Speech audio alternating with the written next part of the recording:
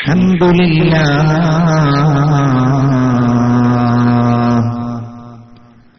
ربنا لا مانع لما أعطيت ولا معطي لما منعت ولا راد لما قضيت ولا مبدل لما حكمت ولا ينفع ذا الجد منك الجد سبحانك لا علم لنا إلا ما علمتنا إنك أنت العليم الحكيم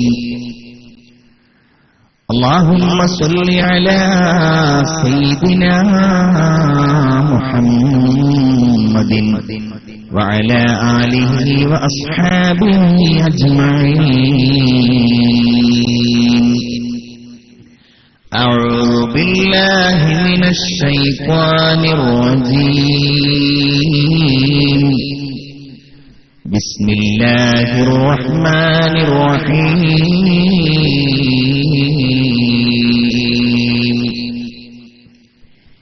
يا أيها الذين آمنوا اتقوا الله ولتنظر نفس ما قدمت لغد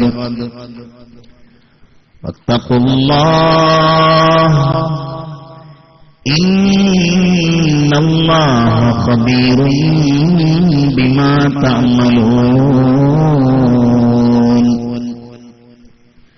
ولا تكونوا كالذين نسوا الله فأنساهم أنفسهم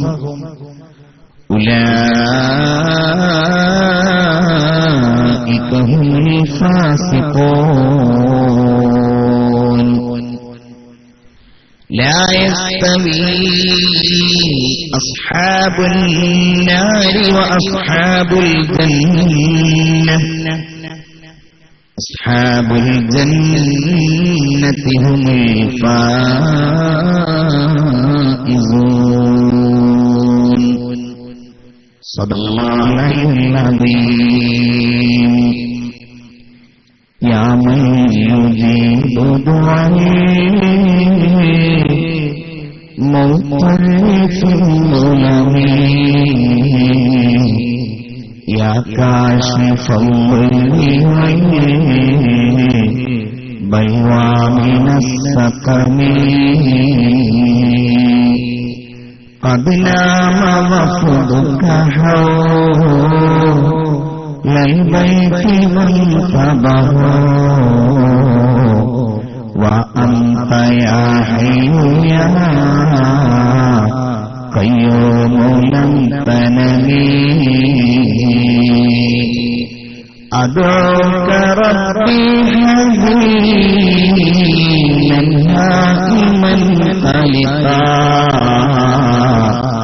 فارحم بكائي بها في البيت والحرم إن كان جودك لا يرجو سفري فمن يجود على العاصين بالكرم يا رب بالمصطفى بلغ مقاصدنا واغفر لنا ما مضى يا واسع الكرم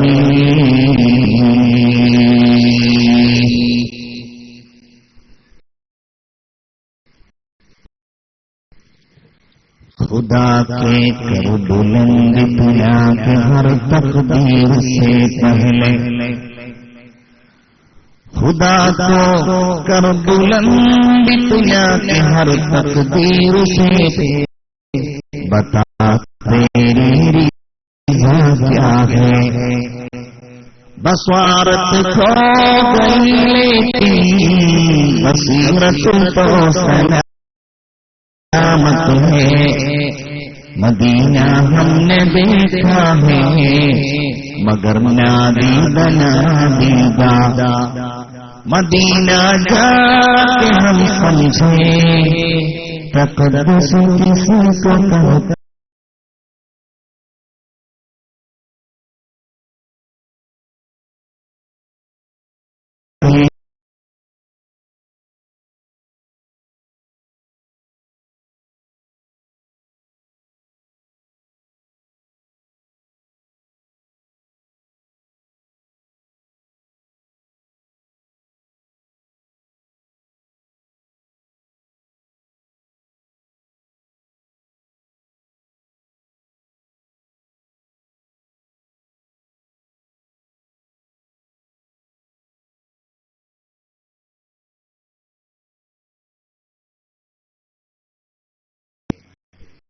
എല്ലാറ്റിനുമുപരി ഇവിടെ പഠിച്ചുകൊണ്ടിരിക്കുന്ന ഇൽമ് നുകർന്നുകൊണ്ടിരിക്കുന്ന എന്റെ അനുജന്മാരായ മുതഅല്ലിം സുഹൃത്തുക്കളെ, അല്ലാഹു തആല മഹാനായ വലിയ കമ്മുസൂഫി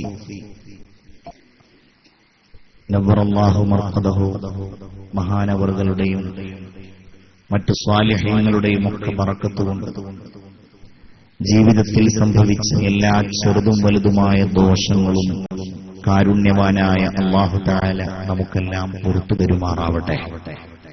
എല്ലാവരും ആമീൻ പറയൂ. അല്ലാഹു നമുക്ക് പുറത്തു തരുമാറാവട്ടെ. ജീവിച്ചിരിക്കുന്നവരും മരണപ്പെട്ടുപോയവരുമായ നമ്മുടെ മാതാപിതാക്കൾ, നമ്മുടെ ഉസ്താദുമാർ, ഭാര്യ, സന്താനങ്ങൾ എല്ലാവർക്കും അല്ലാഹു മഗ്ഫിറത്ത് നൽകുമാറാവട്ടെ. സർവ്വരോഗങ്ങളിൽ നിന്നും അല്ലാഹു തആല അവരെയും നമ്മയും കാത്തു രക്ഷിക്കട്ടെ. നമ്മുടെ മനസ്സിലൊക്കെ ഒരുപാട് ഭൗതികവും ഉഖ്റവിയുമായ ഒരുപാട് വിഷമങ്ങൾ ഇങ്ങനെയുണ്ട്. അല്ലാഹു എല്ലാ വിഷമങ്ങളിൽ നിന്നും അപകടങ്ങളിൽ നിന്നും നമ്മെ എല്ലാവരെയും കാത്തുരക്ഷിക്കട്ടെ. ഈമാനിന്റെ വെളിച്ചം കൊണ്ട് അല്ലാഹു നമ്മുടെ ഖൽബുകളെ പ്രകാശിപ്പിച്ച് ലാ ഇലാഹ ഇല്ലല്ലാഹ് എന്ന് ചൊല്ലി മരിക്കാൻ അല്ലാഹു നമുക്കൊക്കെ അവസരം തരട്ടെ. ആമീൻ യാ റബ്ബൽ ആലമീൻ എന്ന് ദുആ ചെയ്യാം. ഇന്ന് നമ്മൾ ചർച്ച ചെയ്യുന്ന വിഷയം നാം നിരീക്ഷണത്തിലാണ് എന്നതാണ്. സ്വാഭാവികമായും വഴിവക്കുകളിലും സുരക്ഷ അനിവാര്യമായ കേന്ദ്രങ്ങളിലുമൊക്കെ കാണുന്ന ഒരു വാക്യമാണ്. നാം എന്നതിനു പകരം നിങ്ങൾ എന്നായിരിക്കും എന്ന് മാത്രം. ആധുനിക ശാസ്ത്രം നിരീക്ഷിക്കുന്നതിന് വേണ്ടിയുള്ള പുതിയ യന്ത്രങ്ങൾ ഇങ്ങനെ കണ്ടെത്തിക്കൊണ്ടിരിക്കുകയാണ്. പത്രങ്ങളിൽ നമ്മൾ കാണാറുണ്ട്. ഒരു രാജ്യം മറ്റൊരു രാജ്യത്തെ നിരീക്ഷിക്കുവാൻ ഉപഗ്രഹങ്ങളിലൂടെ, ചാര ഉപഗ്രഹങ്ങളിലൂടെ, അത്യന്താധുനികമായ സംവിധാനങ്ങളിലൂടെ ശ്രമിക്കാറുണ്ട്. ആൾക്കൂട്ടങ്ങൾ നിരീക്ഷിക്കപ്പെടാറുണ്ട്. ഓരോ ദിവസം കഴിയുന്തോറും ടെക്നോളജി ഏറ്റവും നൂതനമായ ക്യാമറകൾ, സ്കാനറുകൾ കണ്ടെത്തിക്കൊണ്ടേയിരിക്കുകയാണ്. കാതങ്ങൾക്കപ്പുറത്തുള്ളവയെ നിരീക്ഷിക്കുവാനും അവയെ പിടിച്ചെടുക്കുവാനും അവയുടെ ചിത്രീകരണം നടത്തുവാനും എല്ലാം ഈ നിരീക്ഷണം ഏറെ നൂതനവും അത്യത്ഭുതകരവുമാണ്. ഒരു കടയിലേക്ക് നിങ്ങൾ ചെല്ലുമ്പോൾ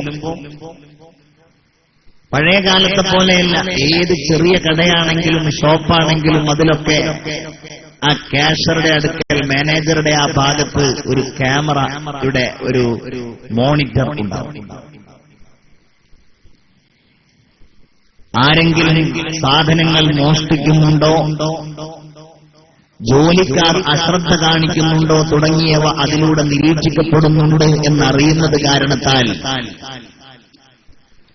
അവിടെ കച്ചവടത്തിന് വേണ്ടി വരുന്ന ആളുകൾക്കും ജോലി ചെയ്യുന്നവർക്കും ഏറെ ശുഷ്കാന്തി ഉണ്ടാകും. കാരണം തങ്ങൾ നിരീക്ഷിക്കപ്പെടുകയാണ് എന്നൊരു ബോധം അവർക്കുള്ളതുകൊണ്ട്.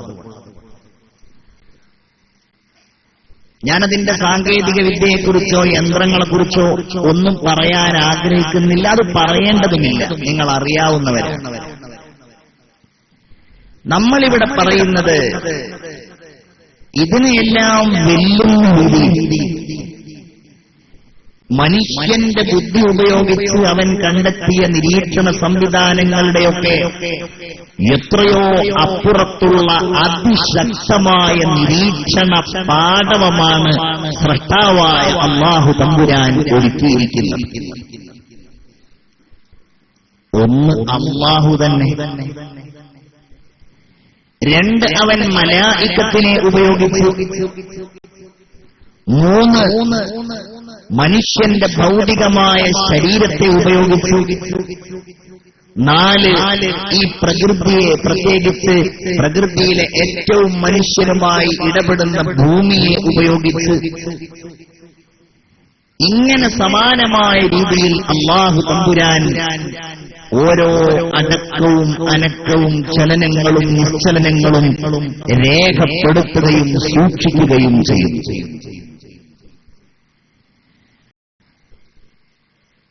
ഈ തയ്യോട്ടുചിറയിൽ നിന്ന് ഹൈവേയിലേക്ക് പോയിട്ട് പെരിന്തൽമണ്ണയിലേക്ക് നിങ്ങൾ കാറിൽ യാത്ര ചെയ്ത് 80-ന് മുകളിൽ സ്പീഡായി കഴിഞ്ഞാൽ ക്യാമറകൾ ലൈറ്റടിക്കും.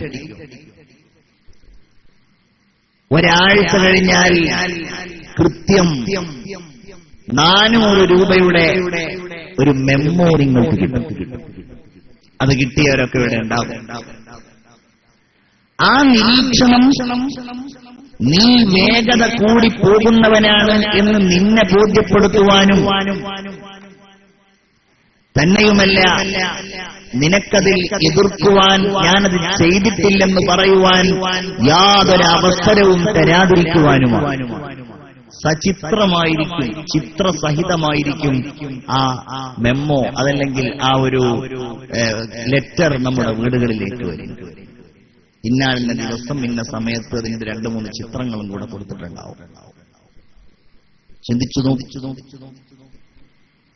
എന്നാൽ അല്ലാഹു എന്തിനാണ് ഇതൊക്കെ നിരീക്ഷിക്കുന്നത്? അവനത് ചെയ്യുന്നുണ്ടല്ലോ. അതെന്തിനാണ്? കാരണമുണ്ട്. യൗമ തുബ്ല സറാഇർ, ആ ഒരു ദിവസത്തിന് വേണ്ടിയാണ്.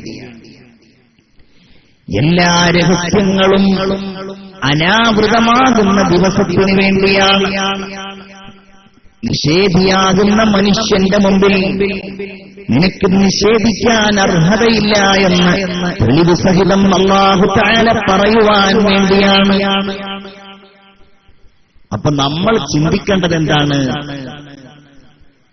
എല്ലാ കഴിവിന്റെയും ഉടമയായ അല്ലാഹു തമ്പുരാൻ ഏറ്റവും വലിയ കഴിവുപയോഗിച്ചുകൊണ്ട് മനുഷ്യരായ നമ്മുടെ ഓരോ കാര്യങ്ങളും അവൻ നിയന്ത്രിക്കുകയും നിരീക്ഷിക്കുകയും അത് രേഖപ്പെടുത്തുകയും ചെയ്യുന്നു. എന്തിനു വേണ്ടി? മാലിക് യൗമിദ്ദീൻ, അവൻ വിചാരണ ദിവസത്തിന്റെ ഉടമസ്ഥനാകുന്നു. ഫാത്തിഹയിൽ നമ്മൾ ഓതാറുണ്ട്.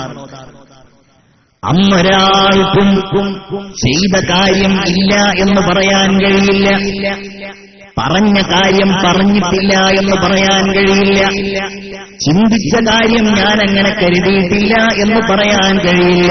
കാരണം അല്ലാഹു തമ്പുരാൻ ഓരോ കാര്യങ്ങളും നിരീക്ഷിക്കുന്നുണ്ടെന്ന കൃത്യമായ ബോധ്യപ്പെടുത്തലുകൾ നടത്തിയിട്ടുണ്ടല്ലോ.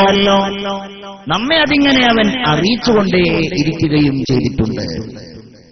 അതിനു വേണ്ടിയാണ് അല്ലാഹു അത് നിരീക്ഷിക്കുന്നത്. റസൂലുള്ളാഹി സ്വല്ലല്ലാഹു അലൈഹി വസല്ലം പറയുന്നു, മാ മിൻകും മിൻ അഹദിൻ ഇല്ലാ സയുകല്ലിമുഹു റബ്ബുഹു യൗമൽ ഖിയാമഹ, നിങ്ങളിൽ നിന്ന് ഒരാളുമില്ല അവൻ തന്റെ രക്ഷിതാവിനോട് സംസാരിക്കുന്നവനായിട്ടല്ലാതെ റബ്ബിന്റെ മുമ്പിൽ എല്ലാം മടിയറ വെച്ചുകൊണ്ട് നിൽക്കുകയും റബ്ബിനോട് സംസാരിക്കുകയും ചെയ്യേണ്ട ഒരവസ്ഥയില്ലാത്ത ഒരാളും നിങ്ങളുടെ കൂട്ടത്തിലില്ല. നോക്കൂ നിങ്ങൾ, ഒരു പോലീസുകാരന്റെ മുമ്പിലല്ല,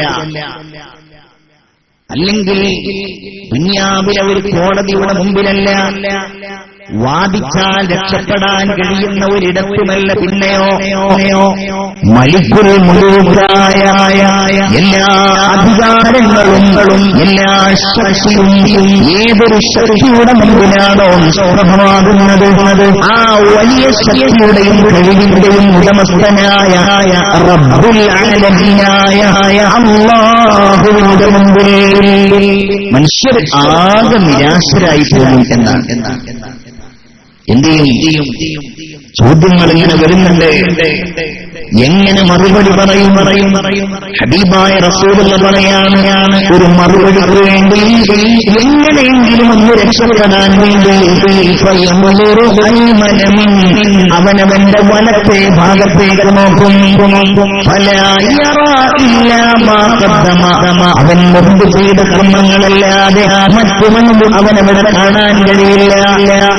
പറഞ്ഞ കർമ്മങ്ങൾ, ചെയ്ത കുറ്റങ്ങൾ, ദുഷിച്ച പ്രവർത്തനങ്ങൾ, ഇതേ അവനെ കാണാൻ കഴിയുന്നുള്ളൂ. അവൻ തന്റെ ഇടത്തെ ഭാഗത്തേക്ക് നോക്കുമ്പോഴും ഇതേ അവസ്ഥയാണ്. അവൻ തന്റെ മുമ്പിലേക്ക് നോക്കും, എങ്ങനെയെങ്കിലും രക്ഷപ്പെടാനൊരു പഴുതു വരുമോ?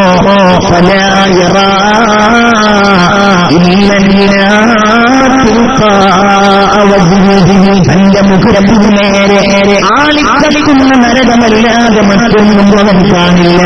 അതുകൊണ്ട് റസൂലുള്ളാഹിയോട് പറയാണ്,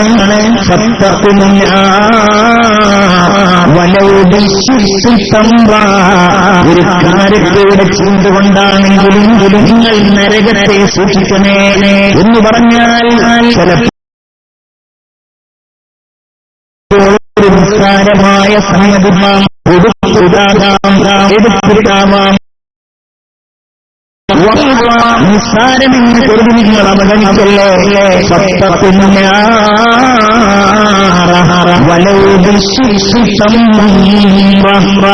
കാരക്കയുടെ ഒരു ചിന്തുകൊണ്ടെങ്കിലും നിങ്ങൾ നരകത്തിൽ നിന്ന് സൂക്ഷ്മത നേടണേ എന്ന് റസൂലുള്ളാഹി. ആ ഒരു ദിവസത്തിന് വേണ്ടിയാണ് പടച്ചവൻ നമ്മളെയൊക്കെ നിരീക്ഷിക്കുന്നത്. ചിന്തിക്കൂ, അല്ലാഹ് അതിന് കഴിവുള്ളയാളല്ലേ? നമ്മൾ ആരെക്കുറിച്ച് ചർച്ച ചെയ്യുന്നത്? അല്ലാഹ് അവനതിന് കഴിവുള്ളവനല്ലേ? ആണെന്ന് മാത്രമല്ല,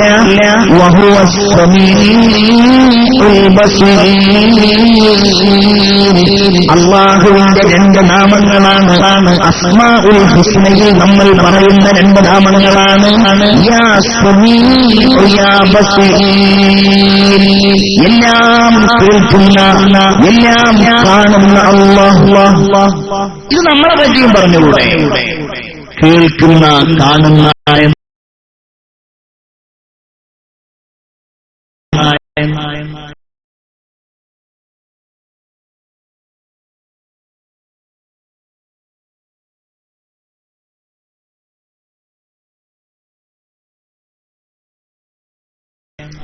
പറയാം.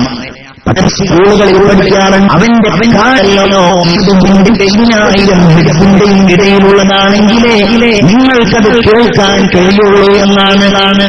20,000 ഹിജബ് ആവർത്തിയുടെ മുകളിലാണ് ശബ്ദത്തിന്റെ ശക്തിയെങ്കിൽ അത് കേൾക്കാൻ നിങ്ങൾക്ക് കഴിയില്ല. നിങ്ങളുടെ ചെവി പൊട്ടിപ്പോവുകയും ഒരുപക്ഷെ അത് മരണത്തിന് തന്നെ കാരണമാവുകയും ചെയ്യും എന്നാണ് ശാസ്ത്രം പറയുന്നത്. അൾട്രാസോണിക് വിമാനങ്ങളെക്കുറിച്ച്, ശബ്ദമുപയോഗിച്ച് സഞ്ചരിക്കുന്ന ജീവജാലങ്ങളെക്കുറിച്ച് എല്ലാം ആധുനിക ശാസ്ത്രം നമ്മോട് പറയാറുണ്ട്. ഉദാഹരണമായി വവ്വാലിന്റെ സഞ്ചാരത്തെക്കുറിച്ച്, വവ്വാൽ യാത്ര സമയത്ത് സഞ്ചരിക്കുമ്പോ കാഴ്ചയില്ലാത്ത വവ്വാലെന്ന് പറയുന്ന പക്ഷിയുണ്ടല്ലോ, അത് ഒരു പ്രത്യേകമായ ശബ്ദം പുറപ്പെടുവിക്കുന്നത്രേ. നമുക്കത് കേൾക്കാൻ കഴിയില്ല. അത്രയും ഉയർന്ന ആവർത്തിയുള്ള ശബ്ദം ആ വവ്വാൽ സഞ്ചരിക്കുന്ന ഇടങ്ങളിൽ പറ്റി പ്രതിധ്വനിക്കുമ്പോ അതറിഞ്ഞാണ് വവ്വാൽ അത്രയും വലിയ ശബ്ദം പറഞ്ഞിട്ടാണ് തന്റെ വഴിയിൽ തടസ്സങ്ങളില്ല എന്ന് ഉറപ്പുവരുത്തുന്നത് എന്ന് ശാസ്ത്രം പറയുന്നു. എന്നാൽ 20,000 ഹജ്ജിന് 20 ഹജ്ജിന് താഴെയുള്ള ശബ്ദം അത് കേൾക്കാൻ കഴിയുന്ന ജീവജാലങ്ങളിലെ ഉദാഹരണമായിട്ട് സർപ്പം, പാമ്പിന്റെ കാഴ്ച വളരെ കുറവാണെന്നാ പറയുന്നത്. ചില പാമ്പന്മാര് പറയുന്നത് പാമ്പിന് കാഴ്ച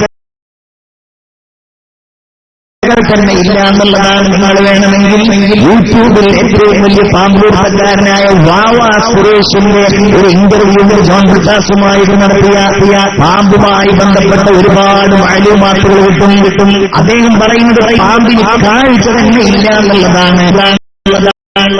തന്റെ ശരീരം കൊണ്ട് പാമ്പ് ശരീരം കൊണ്ട് സ്വീകരിക്കുമ്പോ ഒരു വഴിയിലൂടെ പാമ്പ് സഞ്ചരിക്കുമ്പോ ഈ ഭൂമിയിലുള്ള ഓരോ ചെറിയ അനക്കങ്ങൾ പോലും നിസ്സാരമായിട്ട് നമുക്ക് തോന്നിയുണ്ടാവുന്ന ശബ്ദം പോലും പാമ്പിന്റെ ശരീരത്തെ പിടിച്ചെടുക്കാൻ കഴിയും എന്നാണ് പാമ്പ് ശാസ്ത്രജ്ഞന്മാര് പറയുന്നത്.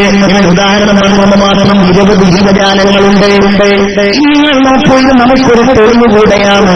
കാരണം അല്ലാഹു തആല പരിശുദ്ധ ഖുർആനിൽ എത്രയോ സമുദായങ്ങളെ ഓരോ ശബ്ദം നൽകിയിട്ട് മനുഷ്യർ കഴിഞ്ഞ കഥകൾ പറയാറുണ്ടല്ലോ. ഓരോ ശബ്ദങ്ങൾ ഖുർആൻ പറയുന്നുണ്ട്. ബഹുമാനപ്പെട്ട ജിബ്രീൽ അലൈഹിസ്സലാമിന്റെ ശബ്ദം ഒന്നുകിൽ ആ സമുദായത്തിന്റെ മുകളിൽ ആ ശബ്ദമെന്ന് വന്നപ്പോൾ, ആ ഘോരമായ അട്ടഹാസമെന്ന് വന്നപ്പോൾ അവരങ്ങ് നശിച്ചുപോയി.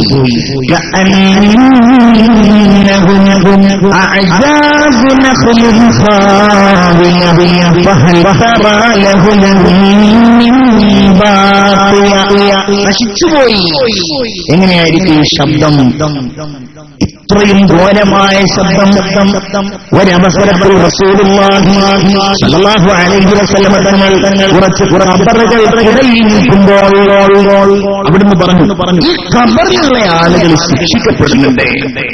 നിങ്ങളുടെ മേൽ ഞാൻ ഹലാക്കിനെ ഭയപ്പെടുമായിരുന്നില്ല എങ്കിൽ നിങ്ങൾക്ക് ഞാൻ ആ ശബ്ദം കേൾപ്പിച്ചു തരുമായിരുന്നുവെന്ന് റസൂലുള്ളാഹി. നമുക്ക് കേൾക്കാൻ കഴിയില്ല. സാധാരണ നമ്മൾ റിയാദുസ് സ്വാലിഹീനിൽ തന്നെ പഠിക്കുന്ന ഒരു ഹദീസുണ്ടല്ലോ. ഒരു മനുഷ്യൻ മരിച്ചു കഴിഞ്ഞാൽ ആ മയ്യിത്തുമായിട്ട് ആളുകൾ അവരുടെ തോളിലേറിയിട്ട് ഖബറടക്കാൻ കൊണ്ടുപോകുമ്പോൾ ആ മയ്യിത്ത് കട്ടിലിൽ കിടക്കുന്ന മയ്യിത്ത് വിളിച്ചു പറയും, ഖദ്ദിമുനീ എന്നെ വേഗം കൊണ്ടുപോ, എന്നെ വേഗം കൊണ്ടുപോ. ഹദീസിൽ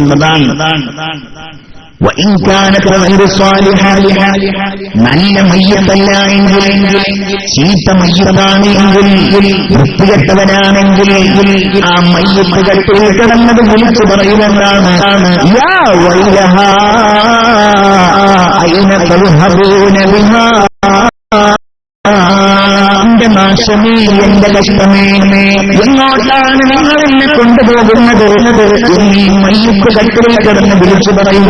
എന്നിട്ട് ഇത് പറയാണ്,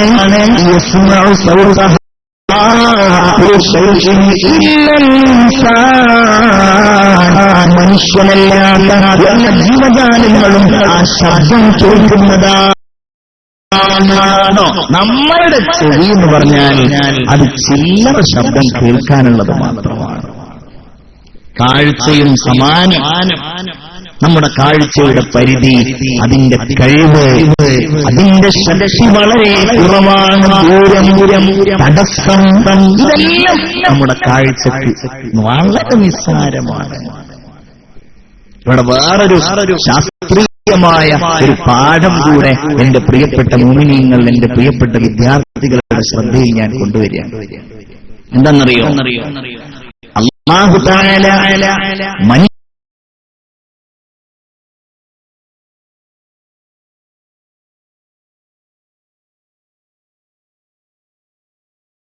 മനുഷ്യരായ നമുക്ക് നൽകിയ ഏറ്റവും രണ്ട് നിഅമത്തുകളിൽ എടുത്തു പറഞ്ഞ രണ്ടെണ്ണമാണ്. ഖുർആൻ നോക്കൂ നിങ്ങൾ. വജഅല ലകുമുസ് സമഅ വൽ والأبصار والأفئدة. 19 സ്ഥലങ്ങളിൽ അല്ലാഹു തആല മുസ്ലിമിന് വേണ്ടിയാണ് പതിമൂന്നാമത്തെ വിശുദ്ധമായ ഗ്രന്ഥത്തിന്റെ പദപ്രയോഗങ്ങളിൽ നടന്ന ആ ഒരു അത്ഭുതകരമായ സവിശേഷതയാണ് ആദ്യം കേൾവിയെയും പിന്നെ കാഴ്ചയെയുമാണ് പറയുന്നത്. ഒരു സ്ഥലത്ത് മാത്രം അല്ലാഹു തആല പറയുന്നു ആദ്യം കാഴ്ച പിന്നെ കേൾവി. എന്തുകൊണ്ട്? ദുനിയാവിൽ ഏതൊരു മനുഷ്യനും സൃഷ്ടിക്കപ്പെടുമ്പോ അവനാദ്യമായി നൽകുന്ന കഴിവ് അത് കേൾവി ശക്തിയാണ് എന്നതാണ്. ഉമ്മായുടെ ഗർഭപാത്രത്തിൽ നിന്ന് അവൻ അല്ലാഹു തആല കാഴ്ച നൽകുന്നില്ല. കാഴ്ച ശക്തി ഒരു മനുഷ്യൻ പ്രസവിക്കപ്പെട്ട് പുറത്തു വന്ന് അവൻ പുറത്തു വന്നവൻ ജീവിതം തുടങ്ങി ദിവസങ്ങൾ കഴിഞ്ഞിട്ടാണ് അവൻ കാണാനും കണ്ട കാര്യങ്ങൾ മനസ്സിലാക്കാനും തുടങ്ങുന്നത്. എന്നാൽ കേൾവി അങ്ങനെയല്ല. ഈ കേൾവി ശക്തി ഉണ്ടല്ലോ ഗർഭപാത്രത്തിൽ നിന്ന് തന്നെ ആ കുഞ്ഞ് കേൾക്കാൻ തുടങ്ങുന്നു. പ്രസവിക്കപ്പെട്ട ഉടനെ തന്നെ കേൾവിയിലൂടെ കുഞ്ഞിന് കാര്യം മനസ്സിലാകുന്നു. അതുകൊണ്ട് അല്ലാഹു തആല മനുഷ്യന് നൽകിയ കഴിവിനെ ക്രമപ്രവൃദ്ധമായി നിങ്ങൾക്ക് കേൾവി, നിങ്ങൾക്ക് കാഴ്ച ഒരിടത്ത് മാത്രം. അതെവിടെയാ?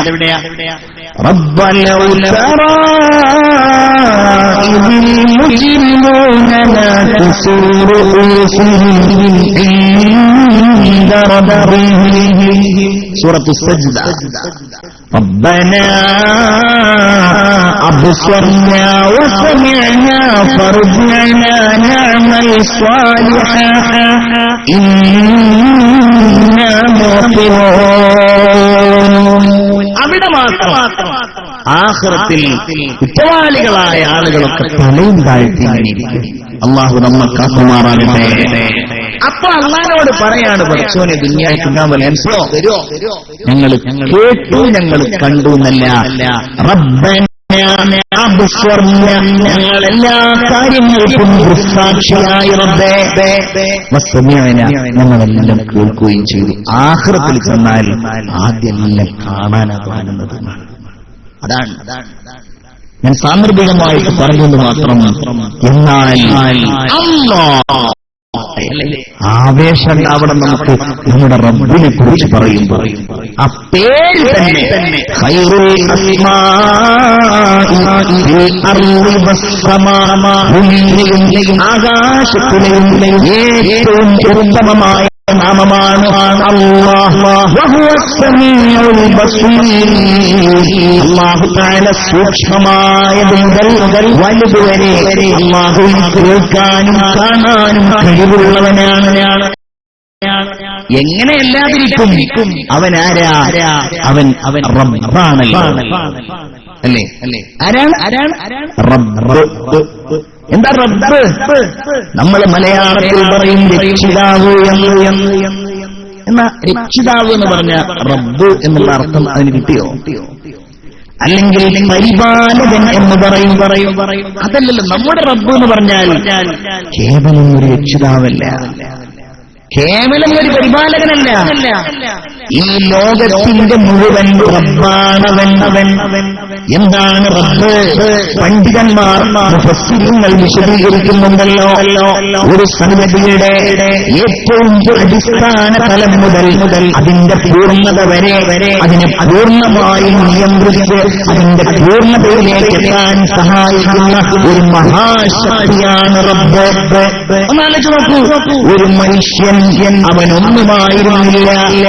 അവനെ ആ സിദ്ധാന്തത്തിൽ നിന്ന് കോശസംശയങ്ങളാക്കി കൈകാലുകൾ നൽകി, കണ്ണുകൾ നൽകി, എല്ലുകൾ നൽകി, അവന് ശരീരം നൽകി, പുറത്തു വന്ന് വളർത്തി വലുതാക്കി ഉന്നതരാക്കി ആരോഗ്യമുള്ളവരാക്കി.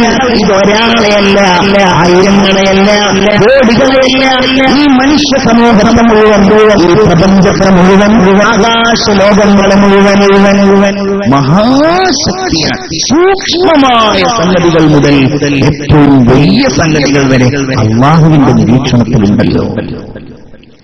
ഇമാം റാസി റളിയല്ലാഹു അൻഹു സൂറത്തുൽ ഫാത്തിഹയുടെ തഫ്സീറിൽ പറയുന്ന ഒരു സംഭവമുണ്ടല്ലോ, അല്ലാഹു തമ്പുരാന്റെ നിയന്ത്രണത്തെക്കുറിച്ച്. ബഹുമാനപ്പെട്ട യൂനുസ് നബി അലൈഹിസ്സലാത്തു വസ്സലാം ഒരിക്കൽ ഇങ്ങനെ സഞ്ചരിച്ചു നൈൽ നദിയുടെ തീരത്തെത്തി. നൈൽ നദിയുടെ തീരത്ത് അദ്ദേഹം കാണുകയാണ് ഒരു തേളുണ്ട്. എങ്ങനെയെങ്കിലും വെള്ളത്തിൽ ചാടണമെന്ന് കരുതിയിട്ട് ഒരു തേളൊരു വലിയ തേളിങ്ങനെ നിൽക്കുകയാണ്. നോക്കുമ്പോൾ ഒരു തവള വന്നു. ഇമാം റാസി തന്റെ തഫ്സീറിൽ കുറിക്കുന്നു, ഒരു തവള വന്നപ്പോ വലിയൊരു തവളയുടെ പുറത്ത് ഈ തേള് കയറുന്നു. തവള ഇങ്ങനെ പൊങ്ങി ആ തേളുമായി ഇങ്ങനെ യാത്ര ചെയ്യുമ്പോ യൂനുസ് നബി അലൈഹിസ്സലാത്തു വസ്സലാം ആ തേളിന്റെ പിന്നാലെ പോയി. കണ്ടു ആ തേളെ വേഗം പോകുന്നത് ഒരു സർപ്പത്തിന്റെ അടുക്കലേക്കാണ്. ഈ സർപ്പമാകട്ടെ വൃക്ഷച്ചുവട്ടിൽ കിടന്നിറങ്ങുന്ന ഒരു പാവപ്പെട്ട യുവാവിനെ കൊല്ലാൻ നോക്കുകയാണ്. ഈ പാമ്പിനെ ഈ തേള് കടിച്ചു. പിടിച്ച് തേളിനെ പാമ്പും കടിച്ചു. രണ്ടും അവിടെ കിടന്ന് മരിച്ചുപോയി. ബഹുമാനപ്പെട്ട യൂനുസ് നബിയുടെ ജീവിതത്തിൽ നടന്ന ഈ സംഭവം ബഹുമാനപ്പെട്ട ഇമാം നിവേദനം റിപ്പോർട്ട് ചെയ്യുകയാണ്. ബഹുമാനപ്പെട്ടവരുടെ തഫ്സീറിൽ സൂക്ഷ്മമായ സംഗതികൾ മുതൽ വലിയ സംഗതികൾ വരെ ഒക്കെ നമ്മൾ ചെറുതെന്ന് പറഞ്ഞാൽ അതും റബ്ബിന്റെ അടുക്കലുണ്ട്, വലുതെന്ന് പറഞ്ഞാൽ അതും. അല്ലേ? ഞാൻ ഇന്നലെ ഉദ്ധരിച്ചതാണല്ലോ റസൂലുള്ളാഹിന്റെ സാഹിത്യ സമ്പുഷ്ടമായ മനോഹരമായ ആ വചനം. ഒരു ഉറുമ്പിന്റെ കാലിന്റെ മർമ്മരം കേൾക്കുന്നവനാണല്ല. എപ്പോഴുള്ള ഉറുമ്പ് കട്ടപിടിച്ച ഇരുട്ടിലൂടെ നടന്നു പോകുന്ന കല്ലിന്റെ മുകളിലൂടെ സഞ്ചരിക്കുന്ന കാലിന്റെ മർമ്മരം അറിയുന്നവനാണല്ലോ. അപ്പൊ നമ്മൾ മനസ്സിലാക്കണ്ടേ, ഈ റബ്ബിനെ അറിയാൻ കഴിയാത്തതായിട്ടൊന്നുമില്ല. അല്ലേ? അവന്റെ കാഴ്ച എങ്ങനെയാണ്?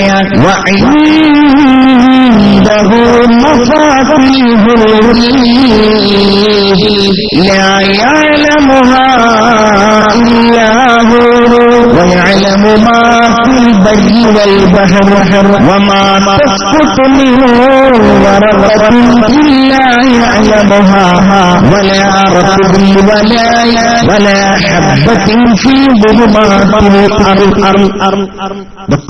ഈമാൻ വർദ്ധിക്കേണ്ട ആയത്തുകളാണ്. അള്ള പറയാണ്, അദൃശ്യ ജ്ഞാനങ്ങളുടെ താക്കോലുകൾ മുഴുവൻ അല്ലാഹുവിന്റെ അടുക്കലാണ്. എന്നിട്ട് അതിന് ഉദാഹരണം പറയാണ് എത്രത്തോളം. കടലിൽ എന്ത് നടന്നാലും സമുദ്രം ഒരു ശാസ്ത്രശാഖയാണ്. മനുഷ്യന്മാർക്ക് വല്ലതും കണ്ടെത്താൻ കഴിഞ്ഞിട്ടുണ്ടോ? ഇല്ല. അതിലെന്തുണ്ടായാലും തിമിംഗലത്തെക്കുറിച്ചും പൽക്കുട്ടികളെക്കുറിച്ചും ഒക്കെ അള്ളയാണ് അറിയുന്നതാണ്, നമ്മളല്ല.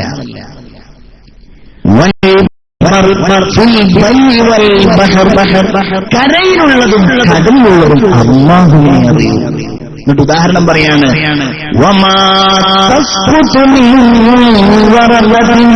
ഒരു ഇല കൊഴിഞ്ഞു വീഴുന്നത് പോലും ഒരു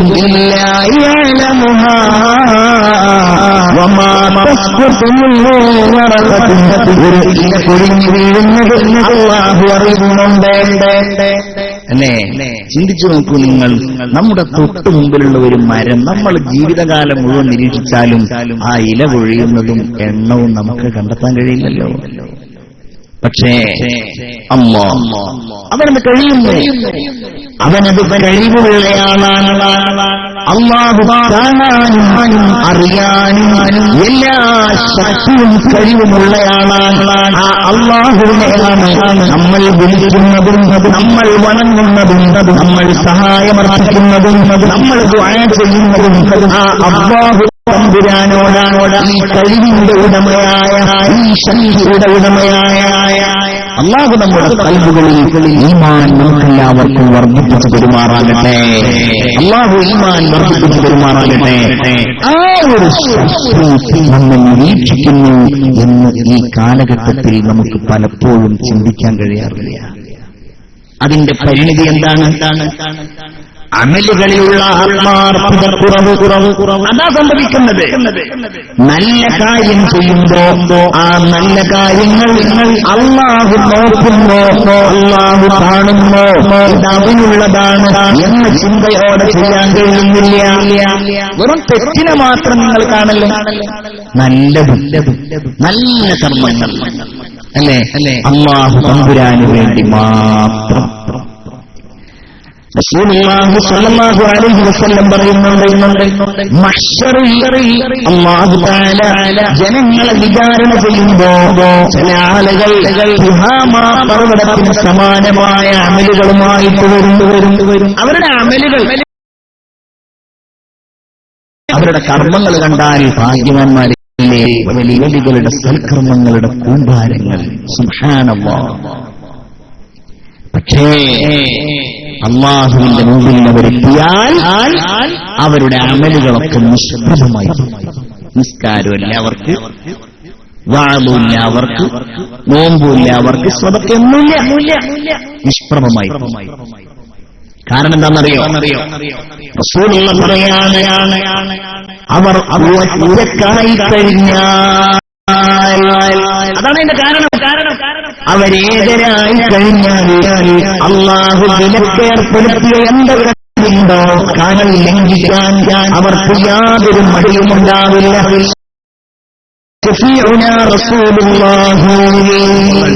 ആളുകൾക്കിടയിൽ അവർ ഉഷാറാണ്, നല്ല അഭിപ്രായം നേടിയവരാണ്. പക്ഷേ ഒറ്റക്കായി കഴിഞ്ഞാൽ അവർക്ക് ഒരു ഇഖ്ലാസും ഉണ്ടാവില്ല, ഒരു നന്മയുണ്ടാവില്ല. അവരേത് തെറ്റ് ചെയ്യാനും ഒരു മടിയില്ലാത്തവരായിരിക്കും. ഈ ഒരു ബോധം, അല്ലാഹ് കാണുന്നുണ്ടെന്നുള്ളൊരു ബോധം ഈമാനും ഇസ്ലാമും ഉള്ള ഒരാൾക്ക് അനിവാര്യമാണ് എന്നുള്ളത് കൊണ്ടാണ് അല്ലാഹുവിന്റെ റസൂൽ പറഞ്ഞത്, അറിയാലോ, ജിബ്രീൽ അലൈഹിസ്സലാം നബിയോട് ചോദിച്ചു, എന്താണ് ഇസ്ലാം കാര്യങ്ങൾ പറഞ്ഞു കൊടുത്തു. പിന്നെ ചോദിച്ചു, എന്താണ് ഈമാൻ? ഈമാൻ കാര്യങ്ങൾ എണ്ണി കൊടുത്തു. ഇനി ഇത് രണ്ടുമായി ഇങ്ങനെയാണ് ഒരു മനുഷ്യൻ ജീവിക്കേണ്ടത് എന്നതിന്റെ മറുപടി എന്താണ്? നീ അല്ലാഹുവെ ഇബാദത്ത് ചെയ്യണം. ഇബാദത്ത് ചെയ്യാറിഞ്ഞാല് തെറ്റ് ചെയ്യാതിരിക്കുക എന്നുള്ളത് മാത്രമല്ലല്ലോ, നല്ല കാര്യങ്ങൾ ചെയ്യണം. അതാണൊന്ന്. നല്ല കാര്യങ്ങൾ ചെയ്യാ, നിസ്കരിക്കുക, സത്യം പറയാ, മാതാപിതാക്കൾക്ക് ഹിദ്മത്ത് ചെയ്യുക, സാമൂഹികമായ സേവനങ്ങളിൽ ഏർപ്പെടുക, നല്ല കാര്യങ്ങൾ ചെയ്യുക. എങ്ങനെ?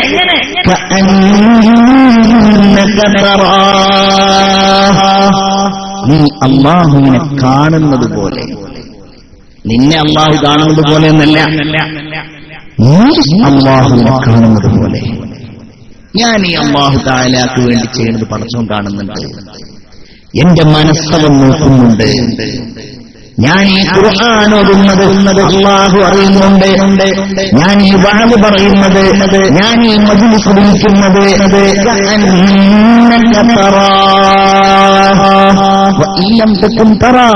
നിങ്ങൾ അല്ലാഹുവിനെ ഇവിടുന്ന് കാണുന്നില്ലെങ്കിലും അല്ലാഹു നിന്നെ കാണുന്നുണ്ടല്ലോ എന്നാണ് ശഫീഉനാ റസൂലുള്ളാഹി സ്വല്ലല്ലാഹു അലൈഹി വസല്ലം. മുഅ്മിനീങ്ങളെ, ഈ ഒരു അമലിന്റെ ഉയർച്ചയിലേക്ക് എന്ന് നമ്മൾ എത്തുന്നുവോ അന്നേ നമ്മുടെ ഈമാൻ ശരിയാവുള്ളൂ. ഒരുതരം യാന്ത്രികമായ ജീവിതമായതുകൊണ്ടൊരു കാര്യമില്ല. ഭർത്താവ് ഭാര്യയിൽ നിന്ന് സംരക്ഷണം തേടിയിട്ട്, ഭാര്യ തന്റെ ഭർത്താവ് അറിഞ്ഞാൽ എന്ത് വിചാരിക്കുമെന്ന് കരുതിയിട്ട് മക്കളെ പേടിച്ച്, നാട്ടുകാരെ പേടിച്ച്, സാധുമാരെ പേടിച്ച്, ശിഷ്യന്മാരെ പേടിച്ച്, ഇങ്ങനെ മറ്റുള്ള ആളുകൾ എന്ത് പറയും, അവരെന്ത് കരുതും, അവർക്ക് വേണ്ടി, സമൂഹത്തിന് വേണ്ടി അങ്ങനെ ചെയ്യുന്നവരാണ് ഒരു അമലും അല്ലാഹു തആല കബൂൽ ചെയ്യുകയില്ല. അതാണല്ലോ ഒരു വിശദമായ ഒരു ഹദീസിൽ അല്ലാഹുവിന്റെ ഹബീബ് മുഹമ്മദ് മുഹമ്മദ് മുസ്തഫ, ഉറക്കെ മുഹമ്മദ് മുസ്തഫ സല്ലല്ലാഹു അലൈഹി വസല്ലം പറഞ്ഞത്, ആഖിറത്തിൽ ആദ്യമായിട്ട് വിചാരണ ചെയ്യപ്പെടുന്നയാൾ റജുലുൻ ഉസ്തുശ്ഹിദ, അല്ലാഹു മാർഗ്ഗത്തിൽ ഷഹീദായ ആളാണ്. അല്ലാഹു കൊണ്ടുവരും, ചോദിക്കും, നിനക്ക് ഞാൻ ഒരുപാട് നിഅമത്ത് തന്നു, ശരീരം തന്നു, ഇസ്ലാമിനെ കുറിച്ച് പഠിപ്പിച്ചു തന്നു, എന്ത് പകരം എനിക്ക് എന്ത് ചെയ്തു?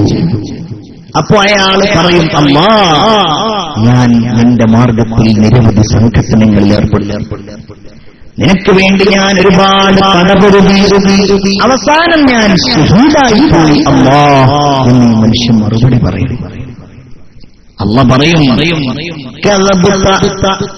നീ സത്യമല്ല പറഞ്ഞത്, നീ പറഞ്ഞത് കള്ളമാണ്. നീ എന്തിനു വേണ്ടി യുദ്ധം ചെയ്തു? നീ യുദ്ധം ചെയ്തത് നിന്നെക്കുറിച്ച് ആളുകൾ നീ ധൈര്യവാനാണ്, നീ നല്ല ശക്തിയുള്ളവനാണ്, നീ നല്ല സന്ദേഹമുള്ളവനാണ് എന്ന് നിന്നെക്കുറിച്ച് പറയുവാനാണ്. അങ്ങനെ ആളുകൾ പറഞ്ഞല്ലോ നിന്നെക്കുറിച്ച്, നിനക്കത് കിട്ടിക്കഴിഞ്ഞു, ഇനി ആ കാര്യവും പറഞ്ഞിട്ട് എന്റെ അടുക്കൽ വരണ്ട. സബാനിയാക്കളായ മലക്കുകളോട് അല്ലാഹു ആ മനുഷ്യനെ നരകത്തിലേക്ക് വലിച്ചെറിയാൻ കൽപ്പിക്കും. പിന്നെ മറ്റൊരാളെ വിചാരണ ചെയ്യും, അയാൾ മുതസദ്ദിഖാണ്, അല്ലാഹു അയാൾക്ക് നൽകിയ പ്രതിഫലം, അയാൾക്ക് നൽകിയ നിഅമത്തുകൾ എണ്ണി പറയുമ്പോൾ ഇയാൾ പറയും, അല്ലാ, നിന്റെ മാർഗത്തിൽ ഞാൻ സ്വതക്ക ചെയ്തുവല്ലോ, ഞാൻ മഖ്ബറയിലേക്ക് കൊടുത്തു, ഞാൻ കോളേജുകളിലേക്ക് കൊടുത്തു, ഞാൻ ഉസ്താദുമാർക്ക് കൊടുത്തു, ഞാൻ എല്ലാവർക്കും കൊടുത്തു, അല്ലാ സ്വതക്ക ചെയ്തിട്ടുണ്ട്. പടച്ചോൻ പറയും, നീ പറഞ്ഞത് കള്ളമാണ്. നീ എന്തിനാ സദഖ ചെയ്തത്? നിന്നെ കുറിച്ച് പറയപ്പെടാൻ വേണ്ടിയാണ്. എന്ത് നീ മുതസദ്ദിഖാണെന്നുള്ളത് അങ്ങനെ എല്ലാവരും പറഞ്ഞില്ലേ? അത് കിട്ടിയില്ലേ? നീ നല്ല അതിഥി സൽക്കാരപ്രിയനാണ്, നീ വാരിക്കോരി കൊടുക്കുന്നവനാണ്, എല്ലാവർക്കിടയിലും നീ അതുകൊണ്ട് അംഗീകാരം നേടാൻ ശ്രമിച്ചവനാണ്. അത് ദുനിയാവിൽ നിനക്ക് കിട്ടിയില്ലേ? അതുകൊണ്ട് നിന്നെ അല്ലാഹു തആല നരകത്തിലേക്കുള്ള ആ ഒരു വിറകാക്കി മാറ്റി. അങ്ങനെ അവനെ നരകത്തിലേക്ക്. മൂന്നാമത്തേത് കുറച്ച് അപകടം പിടിച്ചതാണ്. ആരാണത്? ആലിമിനെ കൊണ്ടുവരും, പണ്ഡിതനെ കൊണ്ടുവരും. ആ പണ്ഡിതനെ അല്ലാഹു റബ്ബുൽ ഇസ്സത്ത് ചോദ്യം ചെയ്യും. അയാൾ പറയും, അല്ലാ, എനിക്ക് നീ ഇൽമു നൽകി, ആ ഇൽമു ഞാൻ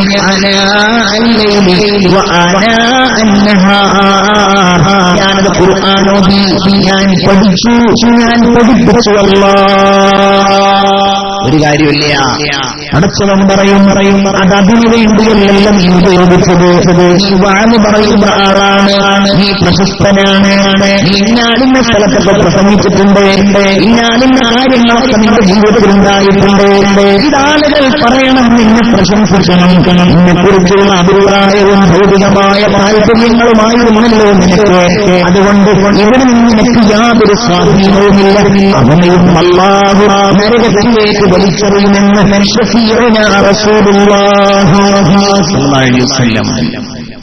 ചിന്തിക്കണേ. അവിടെയാണ് പടച്ചവന് വേണ്ടി ചെയ്യുക. അങ്ങനത്തെ മഹാന്മാരുണ്ടായിട്ടുണ്ട്, ആലിമീങ്ങളുടെ ഇടയിൽ ഉണ്ടായിട്ടുണ്ട്, മുതസദ്ദിഖീങ്ങളുടെ ഇടയിൽ ഉണ്ടായിട്ടുണ്ട്, അല്ലേ? ആലിമീങ്ങൾക്കിടയിൽ കാലങ്ങൾ കൂടുതലൊന്നും പോവണ്ട. ബഹുമാനപ്പെട്ട സയ്യിദ് ഹൈദറൂസ് മുസ്ലിയാർ നബ്ബറല്ലാഹു മർദദഹ ഈ പറഞ്ഞ ആളാണ്, അല്ലാഹുവേ നിനക്ക് വേണ്ടി മാത്രം, വേറൊരു ലക്ഷ്യമില്ല. ആളുകൾ അഭിപ്രായം പറയട്ടെ പറയാതിരിക്കട്ടെ, അത്തരം കാര്യങ്ങളിലൊന്നും യാതൊരു താല്പര്യമില്ല. അല്ലാഹു നമുക്ക് ദറജ ഉയർത്തി കൊടുക്കട്ടെ. എന്താ ജീവിതം?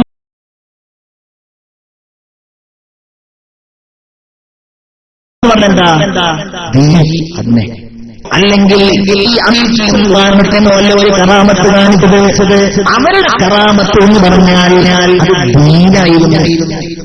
ദീനാണ് അവരുടെ കറാമത്ത്. ബഹുമാനപ്പെട്ട ഐദ്രൂസ് ഉസ്താദ് ദാറുൽ ഹുദായില് ഞങ്ങളുടെ കൂടെ ജീവിച്ച് ഹുദവികളുടെ മുൻഗാമികളായ ഹുദവികളുടെ കൂടെ ജീവിച്ച് ദീൻ ജീവിച്ച് കാണിച്ചു തന്ന ആളാണ്. എല്ലാവരുടെ കൂടെയും ഭക്ഷണം കഴിക്കാതിരിക്കും. ടേബിളും കസേരയില്ല ദാറുൽ ഹുദയില്. ദാറുൽ ഹുദക്ക് അത് കഴിയാഞ്ഞിട്ടല്ല. ഞാനൊക്കെ പഠിക്കുന്ന കാലത്ത് നബിയുടെ സുന്നത്ത് ഒരടിമയെപ്പോലെ നിലത്തിരുന്ന് ഭക്ഷണം കഴിക്കുന്ന നബി അങ്ങനെ തന്നെ പറഞ്ഞിട്ടുണ്ട്. ആക്കുലു കമാ ആക്കുലുൽ കമായ ആക്കുലുൽ അബ്ദു, ഞാൻ ഒരു അടിമ തിന്നുന്നത് പോലെയാ തിന്നുന്നതെന്ന് പറഞ്ഞിട്ടുണ്ട്. എങ്ങനെ തന്റെ ഇടത്തെ കാലിന്റെ പള്ളയുടെ മുകളിൽ ഇരുന്ന് വലത്തെ കാല് നാട്ടിവെച്ച് ഇങ്ങനെ കുഞ്ഞു ഭക്ഷണത്തളികയിലേക്ക് ഭക്ഷണം കഴിക്കുന്ന പാത്രേക്ക് തന്റെ മുഖം കുറിച്ചുകൊണ്ട് റസൂലുള്ള ഇരുന്ന് ഭക്ഷണം കഴിച്ചിരുന്നത് പോലെ ആ സുന്നത്ത് ഉസ്താദ് പഠിപ്പിച്ചു.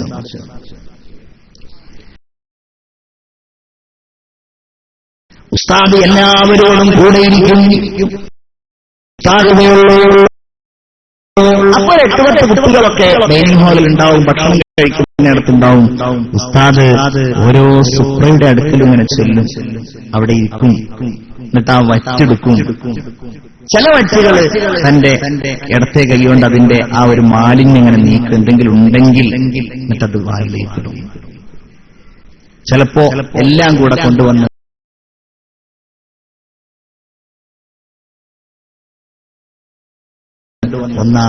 അവിടെ കഴുകിയിട്ട് തടവ് കഴിക്കും. അല്ലാഹു തആല എന്ന് പറഞ്ഞിട്ടുണ്ട്, ഒരു മനുഷ്യന്റെ ഏറ്റവും വലിയ, ഒരു മുഅ്മിന്റെ ഏറ്റവും വലിയ കറാമത്ത് എന്ന് പറഞ്ഞാൽ ഒരു ദീനിൽ ജീവിക്കുക എന്നുള്ളതാണ് പറഞ്ഞിട്ടുണ്ട്. നിങ്ങൾ എല്ലാവരും ഇതേപോലെ ചെയ്യണമെന്ന് ഉസ്താദ് പറയേണ്ടി വന്നില്ല. ആർക്ക് വേണ്ടി? അല്ലാഹ്ക്ക് വേണ്ടി മാത്രം, പടച്ചവന് വേണ്ടി മാത്രം. ഏത് കാര്യവും അതിൽ താൻ പോരുമില്ല. പുതുപ്പറമ്പിലെ പള്ളിയുടെ കവാടത്തിന്റെ മുമ്പിൽ തനിക്ക് വേണ്ടി കുഴിച്ചു വെച്ച ഖബറിലേക്ക് ചില സന്ദർഭങ്ങളിൽ ഇറങ്ങി അതിലുള്ള പുല്ലുകൾ വൃത്തിയാക്കുമായിരുന്നു ബഹുമാനപ്പെട്ട ഐദ്രൂസ് മുസ്ലിയാർ. ഏറ്റവും വലിയ ആലിം, വലിയ മഹാനായിരുന്നു, വലിയ ദർജയുള്ള ആളായിരുന്നു. അല്ലാഹു അവരുടെയൊക്കെ ഖബർ വിശാലമാക്കി കൊടുക്കട്ടെ. അങ്ങനെയുണ്ട് മുത്തസദ്ദിഖീങ്ങളുണ്ട് ഇഷ്ടം പോലെ, ആരും അറിയാതെ. ഇനി എല്ലാരും അറിഞ്ഞു ചെയ്യുന്നതൊക്കെ മോശമെന്നല്ല ഞാൻ പറയുന്നത്, പക്ഷെ നമ്മൾ ആ ഇഖ്ലാസിന്റെ ഒരു പാഠം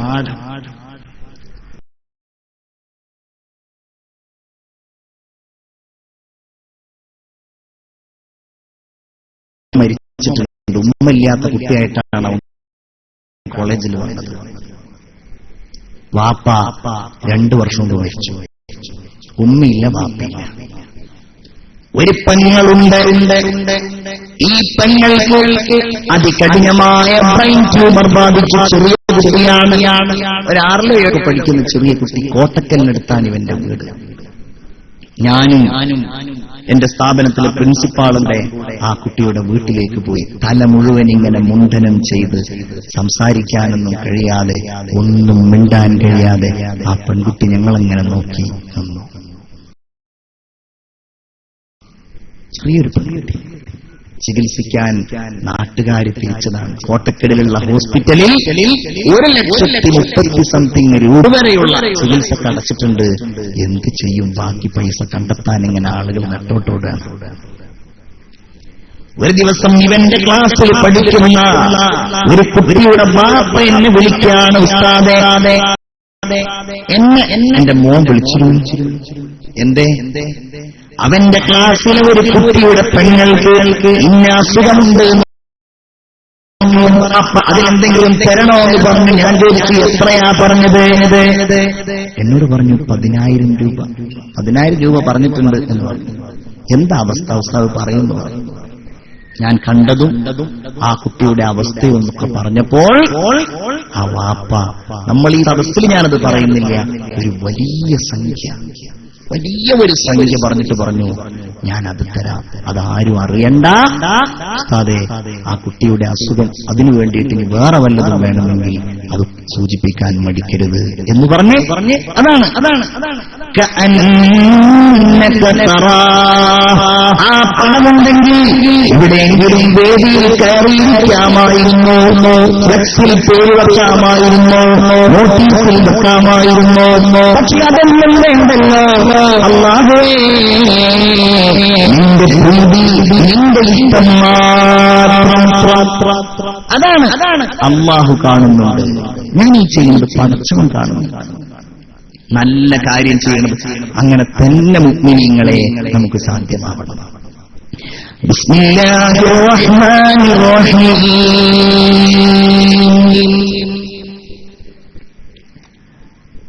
ബഹുമാനപ്പെട്ട സയ്യിദുനാ അബൂബക്കർ സിദ്ദീഖ് റളിയല്ലാഹു തആല അൻഹു അടിമകളെ മോചിപ്പിക്കും, പണം കൊടുത്ത് അടിമകളെ മോചിപ്പിക്കും. എത്ര പൈസ വേണമെങ്കിലും ബഹുമാനപ്പെട്ടവർ അതിനുവേണ്ടി ചെലവഴിക്കും. وسيجنبها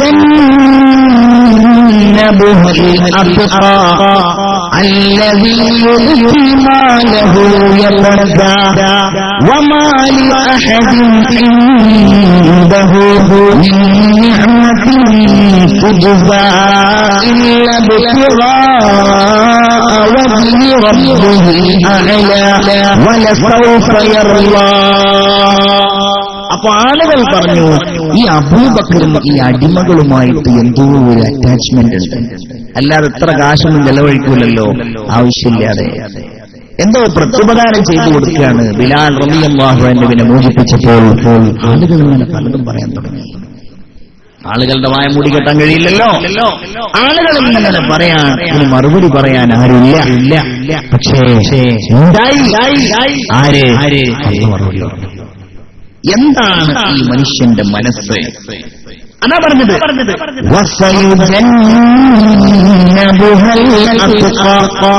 അല്ലാഹുവിനെ നന്നായി സൂക്ഷിച്ചു ജീവിക്കുന്ന അബൂബക്കർ റളിയല്ലാഹു അൻഹു നരകത്തിൽ നിന്ന് അകറ്റപ്പെടുന്നതാണ്. എന്താണ് അദ്ദേഹത്തിന്റെ പ്രത്യേകത? അല്ലദീ യുഅ്തി മാലഹു യതസക്ക. അദ്ദേഹം ജനം കൊണ്ടു പരിശുദ്ധം നേടുവാനാണ്. പിന്നെയോ വമാ ലിഅഹദിൻ ഇൻദഹു മിൻ നിഅമത്തിൻ തുജ്സാ. ഒരാളിൽ നിന്നും ഒരനുഗ്രഹവും ബഹുമാനപ്പെട്ടവർ ആഗ്രഹിക്കുന്നില്ല, ഒരു പ്രതിപകാരവും ആഗ്രഹിക്കുന്നില്ല. എനിക്ക് ചിലപ്പോൾ തോന്നിപ്പോവാറുണ്ട്, നമ്മളൊക്കെ പലപ്പോഴും പല വിഡ്ഢിത്തങ്ങളും പറയാറുണ്ടല്ലോ. അതിൽപ്പെട്ട ഒന്നാണ് എന്തെന്നറിയോ? നമ്മൾ സ്വതക്ക ചെയ്യുന്നതുമായി ബന്ധപ്പെട്ടിട്ടുണ്ടാകുന്ന വാഗ്വാദങ്ങൾ. ഉദാഹരണമായിട്ട് മദ്രസയുടെ വരിസംഖ്യ നമ്മൾ വിചാരിക്കുന്നതൊക്കെ വളരെ നിസ്സാരമാണല്ലോ. ഒരു 50 രൂപ, 100 രൂപ, 150 രൂപ, എത്രയൊക്കെയാണ് അതിന്റെ ഒരു മാസത്തിൽ പൊതുവെ വരാറുള്ളത്. ഇവിടെ അതുണ്ടോ ഇല്ലേ എന്നുള്ളത് എനിക്കറിയില്ല. പള്ളിയുടെ വരിസംഖ്യ, അതുപോലെയുള്ള ദീനുമായി ബന്ധപ്പെട്ട കാര്യങ്ങൾക്ക് നമ്മുടെ നാടിന്റെ മസ്ലഹത്തനുസരിച്ച് നൽകുന്ന അത്തരം കാര്യങ്ങളിൽ നമ്മൾ തർക്കിക്കാൻ നടക്കുമ്പോ, നമ്മൾ അതിനുവേണ്ടി വാഗ്വാദങ്ങൾ നടത്തുമ്പോ, അത്തരം കാര്യങ്ങളിൽ നമ്മുടെ ഈർഷ്യ നമ്മൾ പ്രകടമാക്കുമ്പോ, നമ്മൾ സ്വന്തം കാര്യം പോലെ വീട്ടുകാര്യത്തെക്കാൾ പ്രാധാന്യത്തോടെ അത്തരം നന്മകൾ കൊണ്ടു നടക്കുന്ന ആളുകൾക്കെതിരെ നമ്മൾ 30 രൂപയുടെ 50 രൂപയുടെ പേരിൽ കയർക്കുമ്പോ നമുക്ക് എന്തായി ദീനോട് കിട്ടിയത്? ദുനിയാവിൽ അതൊരു നഷ്ടം അല്ലേ? ആഖിറത്തിലോ ഒന്നുമില്ല. ഒരു ചെറിയ മനസ്സ് നേടിയെടുക്കാമല്ലോ. ബഹുമാനപ്പെട്ട സിദ്ദീഖ് റളിയല്ലാഹു അൻഹു വമാ ലിഅഹദിൻ ഇൻദഹു മിൻ നിഅമത്തിൻ തുജ്സാ. മറ്റുള്ളവരിൽ നിന്ന് ഒരു പ്രതിപകാരവും ആഗ്രഹിക്കുന്നില്ല. എന്തല്ലാതെ ഇല്ല ബിത്ഖാ വജ്ഹി റബ്ബിഹിൽ അഅ്ലാ. അല്ലാഹുവിന്റെ വജ്ഹല്ലാതെ പടച്ചോനെ ഞാൻ ഈ ചെയ്യുന്നത് നീ കാണുന്നുണ്ടല്ലോ, അത് മതി അല്ലേ? ഇങ്ങനെ മഹാന്മാരെപ്പോഴും ഉണ്ട്. അങ്ങനെയുള്ള മഹാരഥന്മാരുടെ അല്ലാഹുവിന്റെ വജഹിന് വേണ്ടി ചെയ്ത ഒരുപാട് ആളുകളുടെ അവരുടെ ആ നിഷ്കളങ്കമായ മനസ്സിന്റെ തേജത്തിന്റെ ഉത്തരമാണ് നമ്മൾ ഈ കാണുന്ന ഞമ്മത്തുകളെല്ലാം അല്ലേ? എന്നാൽ ഈ ഒരടുത്ത തലമുറയിലേക്ക് ഇതുപോലെ ഞമ്മത്ത്, ഇതുപോലെ നമുക്ക് എത്ര ആളുകൾക്ക് സമ്മാനിക്കാൻ കഴിയും അല്ലേ? നമ്മുടെ മുൻഗാമികൾ അവർ പള്ളികൾ സ്ഥലങ്ങൾ നമുക്ക് പോയി അപരണക്കം ചെയ്യപ്പെടാൻ നമുക്ക് പോയി കിടക്കാനുള്ള 6 അടി മണ്ണ് വരെ അവരുടെ ഇഖ്ലാസ് കൊണ്ട് അവർ വാങ്ങിവെച്ചു. ചിന്തിക്കുക, എന്താണ് ലക്ഷ്യം? അല്ലാഹുവിന്റെ പ്രീതി മാത്രം. അപ്പോ നമ്മൾ നല്ല കാര്യങ്ങൾ അല്ലാഹുവിനെ ഓർത്ത് അവൻ കാണുന്നുണ്ടോ എന്ന വിചാരത്തോടെ നമ്മൾ ചെയ്യണം. ഇതല്ലാതെ നമുക്ക് യാതൊരു ലക്ഷ്യമില്ല. നോക്കൂ, നിങ്ങൾ ഒരു ഹദീസ് നബി സല്ലല്ലാഹു അലൈഹി വസല്ലം പറയാണ്,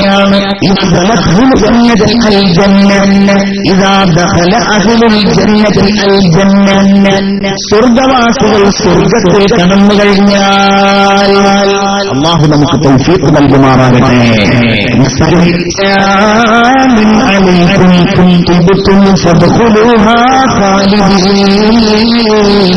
സാധാരണ ആഗമിക്കുന്നവനാണ് അവിടെയുള്ളവരോട് സലാം പറയേണ്ടത്. എന്നാൽ സാധാരണയിൽ നിന്ന് വ്യത്യസ്തമായി കടന്നു വരുന്നവരോട് സ്വർഗത്തിന്റെ കവാടങ്ങളിൽ ഇരിക്കുന്ന മഹാരഥന്മാരായ മലായികത്ത് സലാം പറഞ്ഞു ആ സ്വർഗവാസികളെ സ്വീകരിച്ചു കഴിഞ്ഞാൽ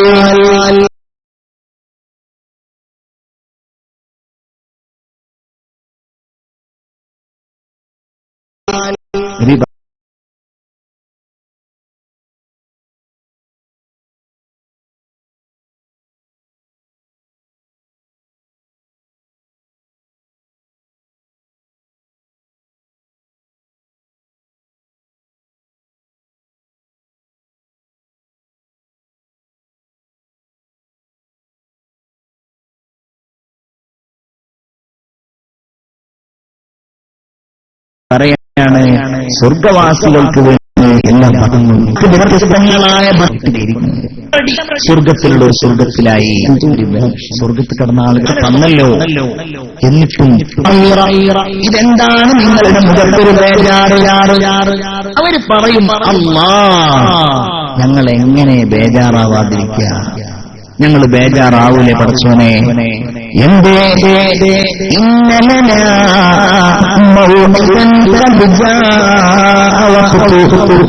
എന്നൊരു വാഗ്ദാനം ചെയ്തിരുന്നല്ലോ. ആ വാഗ്ദാനത്തിന്റെ സമയമായി അല്ലാഹ്. അതുകൊണ്ട് ആ വാഗ്ദാനം ഞങ്ങൾക്ക് നീ നിറവേറ്റണം റബ്ബേ. ഏതാ വാഗ്ദാനം? ഏതാ വാഗ്ദാനം? കല്ലാ ബൽ തുഹിബ്ബൂനൽ ആഖിറത വതദറൂനൽ ആഖിറത ഉജൂഹുൻ യൗമഇദിൻ നാദിറ ഇലാ റബ്ബിഹാ നാദിറ. അതാണ് അല്ലാഹു കൊടുത്ത വാഗ്ദാനം. റഹ്മാനായ തമ്പുരാന്റെ ആദിഖാ ഫമൻ കാന യർജൂ ലിഖാ റബ്ബി. അല്ലാഹുവിന്റെ ലിഖാ അതാണ് അല്ലാഹു കൊടുത്ത വാഗ്ദാനം. അത് ഞങ്ങൾക്ക് ഇതുവരെ ഉണ്ടായില്ലല്ലോ, അത് കിട്ടൂലേ എന്നുള്ള ബേജാറാണ് പടച്ച റബ്ബേ. അതാണോ? മലക്കുകളെ, എന്റെ അടിമകളതാ എന്റെ ലിഖാഹിനെ ചോദിക്കുന്നു. അതുകൊണ്ട് അവരുടെ മുഖത്ത് നിന്ന് ആ വിരി അങ്ങ് മാറ്റിക്കേ.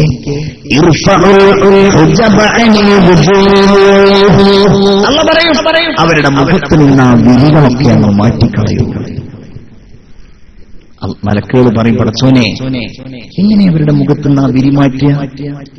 കാരണം അവർ ദുനിയാവിൽ ഒരുപാട് തെറ്റിയ ആളല്ലേ, പുറത്തു കൊടുത്തോണ്ട് ഒരു സ്വർഗത്ത് കടന്നല്ലേ ഉള്ളൂ. എങ്ങനെ അവർക്ക് നിന്നെ കാണാൻ കഴിയും? നിങ്ങളെ നമ്മൾ ആലോചിക്കണം. റഹ്മാനായ റബ്ബിനുള്ള അവസരം നമുക്ക് തരട്ടെ. ആമീൻ പറയൂ. അല്ലാഹു തരട്ടെ. അത് ചോദിക്കാനാണ് നമ്മൾ ഈ മജ്‌ലിസ് വിളിക്കുന്നത്. അല്ലാഹു നമുക്കെല്ലാവർക്കും തരട്ടെ. മലായികത്തുൽ കിറാം അല്ലാഹുവോട് പറയും നിങ്ങൾ പറഞ്ഞത് ശരിയല്ല, ചെയ്യേ. അവർക്ക് കൊടുക്കണം. കാരണം എന്താണെന്നറിയോ? ആ കാരണം ഞാൻ പറഞ്ഞത്. കാരണം എന്താണെന്നറിയോ? അന്നഹും കാനൂ ലാഖിരീന ബാഖീന ഫിദ് ദുനിയാ വമഅൻ ഫിൽ ലിഖാഇ. അവർക്കറിയാമായിരുന്നു ഞാൻ അവരെ കാണുന്നുണ്ട്. അതുകൊണ്ട് തന്നെ അവരായിരുന്നുവല്ലോ എപ്പോഴും എന്നെ ഓർക്കുന്നവരായിരുന്നു, അവർക്കറിയുന്നവരായിരുന്നു, എന്നെ കാണണം എന്ന് മോഹിച്ചുകൊണ്ടവർ കരയുന്നവരായിരുന്നു. അല്ലാഹുവിന്റെ മലക്കുകൾ നിങ്ങളുടെ മുമ്പിൽ നിന്ന് ആ വിധിയങ്ങ് മാറ്റിയാൽ അവരല്ലാഹുവിനെ കാണും. അല്ല എങ്ങനെയാണോ ഉദ്ദേശിച്ചത് അങ്ങനെ അവരല്ലാഹുവിനെ കണ്ടാൽ അല്ലാഹുവിന്റെ മുമ്പിൽ അവർ സുജൂദിലായിരുന്നു. അല്ല പറയും, മനുഷ്യരെ നിങ്ങൾ എന്തിനാണ് സുജൂദിൽ വീണിരിക്കുന്നത്? കാരണം ഇത് സുജൂദിന്റെ വീടല്ലല്ലോ, ഇത് ഇബാദത്തിന്റെ വീടല്ലല്ലോ, ദാറുൽ കറാമ, ഇത് നിങ്ങൾക്ക് ഞാൻ ആദരിക്കാൻ നൽകിയ വീടാണ്. പിന്നെ നിങ്ങൾ എന്തിനാണ് ഇവിടെ സുജൂദ് ചെയ്യുന്നത്? മലക്കുകൾ മനുഷ്യർ സുജൂദിൽ നിന്ന് എഴുന്നേൽക്കും. അല്ലാഹു അവരോട് ചോദിക്കും, സ്വർഗവാസികളെ എനിക്ക് നിങ്ങളോട് കാര്യം ചോദിക്കുവാനൂടെ. നിങ്ങളെ എനിക്ക് വലിയ ഇഷ്ടമായിട്ടുണ്ട്. കാരണം നിങ്ങൾ എന്നെ ഓർത്തുവല്ലോ, നിങ്ങൾ സുബീഹിക്കുവല്ലോ, നിങ്ങൾ 5 നേരം നിഷ്കരിച്ചുവല്ലോ, നിങ്ങൾ ഹജ്ജ് ചെയ്തുവല്ലോ, നിങ്ങൾ വാഴ പോയല്ലോ, നിങ്ങൾ ഖുർആൻ ഓതിയല്ലോ. അതുകൊണ്ട് എനിക്ക് നിങ്ങൾ വലിയ ഇഷ്ടമായിട്ടുണ്ട്. നിങ്ങൾക്ക് എന്നെ ഇഷ്ടമായോ? നിങ്ങൾക്ക് എന്നെ ഇഷ്ടമായോ? മലക്കുകളെ മനുഷ്യരെ അല്ലാഹുവിനോട് സ്വർഗവാസികൾ പറയുമെന്നാണ്. എങ്ങനെ റബ്ബേ ഞങ്ങൾ നിന്നെ തൃപ്തിപ്പെടാതിരിക്കും? എങ്ങനെ ഞങ്ങൾ നിന്നെ ഇഷ്ടപ്പെടാതിരിക്കും? കാരണം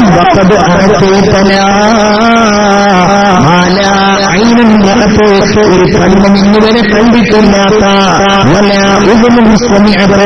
ഒരു ചെവി കണ്ടിരുന്നവരെ വലിയ അനുഗ്രഹങ്ങളെ കുറിച്ച് കേട്ടിട്ടില്ലാത്ത,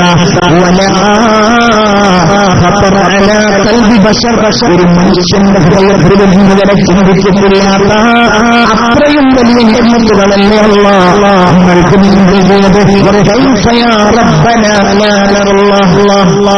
അള്ളാഹിനോട് പറയുന്ന.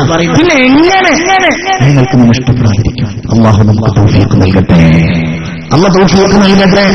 ജന്നാത്തു അദ്ൻ തജ്രി മിൻ തഹ്തിഹാ അൽ-അൻഹാർ ഖാലിദീന ഫീഹാ അബദാ റളിയല്ലാഹു അൻഹു ذلك لمن خشي ربه. അവർക്കുള്ളതാണ്, വെറുതെ കിട്ടുന്നു വിചാരിക്കേണ്ട. ആർക്കുള്ളതാ? ഈ പറഞ്ഞതുണ്ടല്ലോ, ശാശ്വതമായ സ്വർഗം. പിന്നെ അതിൽ നിന്ന് പുറത്തേക്കില്ലല്ലോ.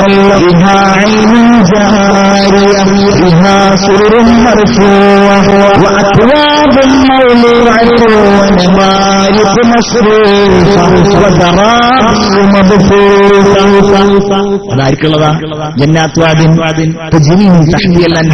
അതിന്റെ അടിവാരത്തിലൂടെ ഇങ്ങനെ അരുവികൾ ഒഴുകുകയാണ്. ആർക്കുള്ളതാണ്? ആർക്കുള്ളതാ?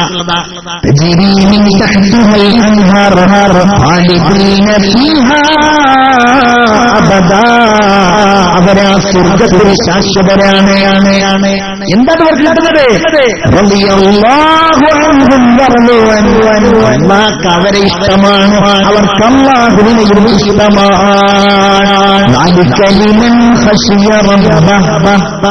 അല്ലാഹുവിനെ പേടിച്ചവർക്കുള്ളതാണ്. അല്ലെ? ദുനിയാവിലെ എല്ലാ കാര്യങ്ങളും അങ്ങനെയായി മാറും. അങ്ങനത്തെ ആളുകളാണ് ഒരാളെ സഹായിക്കുന്നത്, ഒരാളെ ഇഷ്ടപ്പെടുന്നത്, എന്താണെങ്കിലും ഞാനത് എങ്ങനെയാ വിശദീകരിക്കുമെന്ന് അറിയുന്നില്ല. അതൊക്കെ അല്ലാഹുവിനാണ്. അല്ലേ? നബിയുടെ ഏറ്റവും വലിയ ശത്രുക്കളിൽ ഒരാളായിരുന്നുവല്ലോ ഇക്രിമത്ത് ഇബ്നു അബീ ജഹൽ എന്നയാളെ. അബൂജഹലിന്റെ മോനാണ് ഇക്രിമത്ത് ഇബ്നു അബീ ജഹൽ. ഇക്രിമ നബി മക്കം ഈ കഴിഞ്ഞ ദുൽഖഅദ മാസത്തിലാണല്ലോ ഹുദൈബിയ സന്ധി ബൈഅത്തുൽ റിദ്വാൻ ഉണ്ടായത്. ബൈഅത്തുൽ റിദ്വാൻ, ആ ബൈഅത്തുൽ റിദ്വാനിന്റെ സമയത്ത് പോലും നബിക്കെതിരായിട്ട് ശത്രുക്കളായി വന്ന് ആക്രമിച്ച ആളാണ് ഇക്രിമ. നബിയോട് വലിയ വെറുപ്പാണ്, വലിയ ശാസ്ത്രവുമാണ്, വളരെ കഠിനമായ ദേഷ്യമാണ്. അതുകൊണ്ട് തന്നെ മക്കൻ ഫതഹിന്റെ വേളയിൽ ഉത്തരവിട്ട് 20ഓളം ആളുകളെ എവിടെ വെച്ച് കണ്ടാലും എവിടെ വെച്ച് കണ്ടാലും അപ്പക്കൊല്ല, എവിടെ വെച്ച് കണ്ടാലും ഫീ അസ്താരിൽ കഅബ, അവര് കഅബയുടെ ആ ഖില്ലയുടെ ഉള്ളിൽ അഭയം പ്രാപിച്ചാലും നിങ്ങൾ കൊന്നോളൂ എന്ന് പറഞ്ഞു. അതിൽപ്പെട്ട ഒരാളാണ് നമ്മളുടെ ഈ കഥാപുരുഷൻ ഇക്രിമ. മുസ്ലിമായി കൊണ്ടേയിരിക്കുകയാണ് ജനങ്ങൾ. ഒരിക്കൽ നബി ഇങ്ങനെ ഇരിക്കുമ്പോ കുറച്ച് സ്ത്രീകൾ വന്നു നബിയുടെ അടുക്കൽ, ഞങ്ങൾ മുസ്ലിമാകാൻ വന്നവരാണ് നബിയേ. നിങ്ങൾ ആരാ? ഞാൻ ഒന്നാമത്തെ ആള് പരിചയപ്പെടുത്തി, ഞാൻ ഉത്ബയുടെ മകളായ ഹിന്ദാണ്, അബീ സുഫിയാൻ, ഞാൻ അബൂ സുഫിയാന്റെ ഭാര്യയാണ്. ഹംസ റളിയല്ലാഹു അൻഹുവിന്റെ വിരൽ കഷ്ണം കഷ്ണമായി ചലിച്ചു കിട്ടിയ ഹിന്ദ്. നബിയെ, ഞാൻ ഹിന്ദാണ്. നബിക്ക് വലിയ സങ്കടമുണ്ട്. പക്ഷെ മുസ്ലിമായല്ലേ, ഹിന്ദു മുസ്ലിമായിക്കോട്ടെ. ഹിന്ദു മുസ്ലിമായി. മറ്റടുത്ത ആള്, നിങ്ങളാരാ?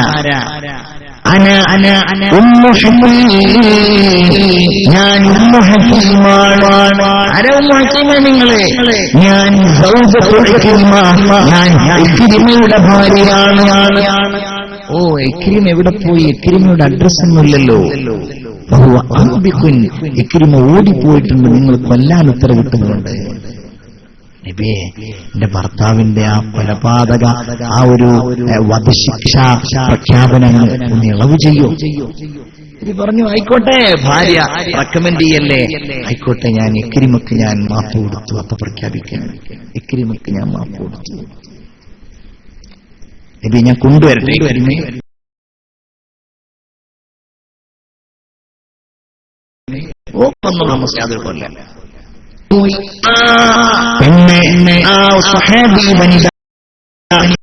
മരുഭൂമിയിലൂടെ മലയിലൂടെ താണ്ടിപ്പോയി യമനിലേക്ക് രക്ഷപ്പെടാൻ വേണ്ടി ഒരു കടൽ തീരത്തൊരു കപ്പലും കാത്തിരിക്കുകയാണ്. യാത്ര ചെയ്ത് അവിടെ എത്തി. ദൂരം ഭർത്താവിനെ വിളിച്ചത്, ഞാനിവിടെ ഉണ്ടേ. സന്തോഷായിട്ട് ഇക്രിമക്ക്, എന്താ വിശേഷം, എങ്ങനെയുണ്ട് മക്കയിലുള്ള അവസ്ഥകളൊക്കെ? ഇവര് പറഞ്ഞു, ഞാൻ നിങ്ങളെ മുഹമ്മദ് നബിയുടെ അടുക്കലേക്ക് കൂട്ടിക്കൊണ്ടുപോകാൻ വന്നതാണ്.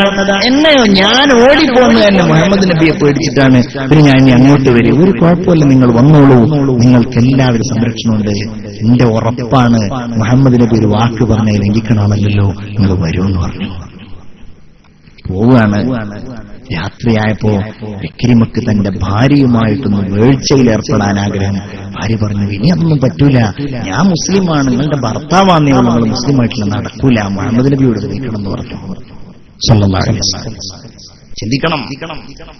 ഇക്രിമ ദിവസങ്ങൾ യാത്ര ചെയ്ത് രണ്ടുപേരും ഒരുമിച്ച് ഇങ്ങനെ വരികയാണ്. ഇക്രിമ വരുന്ന വിവരം നബി അറിഞ്ഞപ്പോ തന്റെ സ്വഹാബികളെ മുഴുവൻ നബിതിരുമേനി ഒരുമിച്ച് കൂട്ടി അവരെ വിളിച്ചു. എന്നിട്ട് പറഞ്ഞു, സ്വഹാബാ, നിങ്ങളിലേക്ക് ഇക്രിമ കടന്നു വരികയാണ്. നിങ്ങളിലേക്ക് കടന്നു വരികയാണ്. ഇക്രിമ വന്നാൽ ഇക്രിമയുടെ മുമ്പിൽ വെച്ച് ഇക്രിമയുടെ പിതാവിനെ നിങ്ങൾ ചീത്ത വിളിക്കല്ലേ, ഇക്രിമയുടെ പിതാവിനെ നിങ്ങൾ ആക്ഷേപിക്കല്ലേ. കാരണം ഇക്രിമയുടെ പിതാവിനെ നിങ്ങൾ ചീത്ത പറഞ്ഞാൽ മകനായ ഇക്രിമക്കത് വലിയ വിഷമമാകും. നമ്മൾ കൊല്ലവിട്ട ആളാണെങ്കിലും അദ്ദേഹത്തിന്റെ ഭാര്യ നമ്മുടെ കൂടെ ഉണ്ടല്ലോ, നിങ്ങൾ വേദനിപ്പിക്കല്ലേ. നബി ഇങ്ങനെ ഇരിക്കുകയാണ്. സാധാരണ നബി തന്റെ മേൽമുണ്ടില്ലാതെ ആളുകൾക്കിടയിലേക്ക് ഇറങ്ങാറില്ലായിരുന്നു. നബി ഇങ്ങനെ ഇരിക്കുമ്പോ ദൂരെ നിന്ന് കാണുന്നു വരുന്നത് തന്റെ മേൽമുണ്ട് പോലുമില്ലാതെ അങ്ങോട്ടോടുന്നു. കണ്ടപാട് തന്റെ ശരീരത്തിലേക്ക് ചേർത്ത് പിടിച്ചു. എങ്ങനെയുണ്ട് വിശേഷങ്ങളെന്ന് ചോദിച്ചു. കരഞ്ഞുപോയി. ഈ മനുഷ്യനെതിരെയാണോ യാത്രകാലം പ്രശ്നം ഉണ്ടാക്കിയിരുന്നത്? മുസ്ലിമായി വലിയ കഥയാണ് ഞാൻ പറയണത്. പിന്നെ ഇദ്ദേഹത്തിന്റെ ചരിത്രത്തിൽ താരീഖിന്റെ കിതാബുകളിൽ കാണാൻ കഴിയും. എന്ത് ചെയ്യാണെങ്കിലും അള്ളാഹുവിന് വേണ്ടിയുള്ള ഇഖ്ലാസിന്റെ പ്രതീകമായിട്ട് മാറി. വലിയ ഖുർആനോത്തുകാരനായി, വലിയ തഹജ്ജുദ് നിസ്കാരക്കാരനായി, എല്ലാ നിലക്കും നമ്മൾ സാധാരണ പ്രസംഗങ്ങളിൽ കേൾക്കാറുള്ള ഒരു സംഭവം അടക്കം അള്ളാഹ്ക്ക് വേണ്ടി. എന്താണെന്നറിയോ? യുദ്ധത്തിന്റെ വേളയിൽ യുദ്ധത്തിന്റെ വേളയിൽ ഹാരിസത്തിന് കിടക്കുകയാണ്. ഭയങ്കര വേദന, മരിക്കാൻ പോവാണ്. അദ്ദേഹം ഉറക്ക നിലവിളിച്ചു, അൽമാ അൽമാ, കുറച്ച് വെള്ളം വെള്ളം വെള്ളം. ഒരു സൈനികൻ കുറച്ച് വെള്ളവുമായിട്ട് അയ്യാശുബിന് ഹാരിസത്തിന് അബീറബിയയുടെ അടുക്കൽ വന്നു. അപ്പോഴാണ് തൊട്ടടുക്കൽ ഇക്രിമ കടന്നിട്ട് അൽമാ അൽമാ, വെള്ളം വെള്ളം. പറഞ്ഞു. അയ്യാഷ് പറഞ്ഞു, ഹാരിസ പറഞ്ഞു, എനിക്ക് വേണ്ട, ഇക്രിമക്ക് കൂടി. ഈ മനുഷ്യൻ കണ്ടില്ലേ? അള്ളാഹുവിനെ ആലോചിച്ചു. കാരണം തൊട്ടടുക്കലുണ്ട്. അയ്യാശുബിന് വെള്ളമായിട്ടാണ് ചെന്നപ്പോഴേക്കും മൂന്നാമത്തെ ആളും മരിച്ചു. ഇക്രിമയും വഫാത്തായി, ആദ്യത്തെ ആൾ വഫാത്തായി. കണ്ടോ? അള്ളാഹുവിനെ മുൻനിർത്തിയിട്ട് എല്ലാ കാര്യങ്ങളും, വെറും നിസ്കാരം, നോമ്പ്, സ്വതക്ക മാത്രമല്ല, എല്ലാ കാര്യങ്ങളും നിനക്ക് വേണ്ടി നീ കാണുന്നുണ്ടല്ലോ, നീ അറിയുന്നുണ്ടല്ലോ. നിങ്ങളെ നമ്മൾ ആലോചിക്കണം.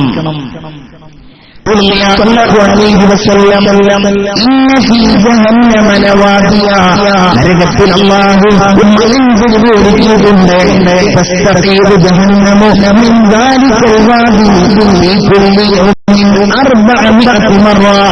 ഓരോ ദിവസവും 400 തവണ ആ മലഞ്ചെരുവ് അല്ലാഹുവിനോട് കാവൽ തേടുന്നതാണ്. ആർക്കത്? ഇതൊരുക്കിയിരിക്കുന്നു. ആർക്ക്? ഉമ്മത്തി മുഹമ്മദ് നബിയുടെ സമുദായത്തിൽ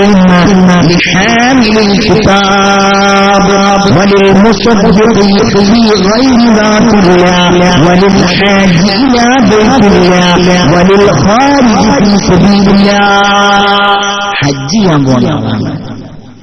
എന്തിനാ പോണത്?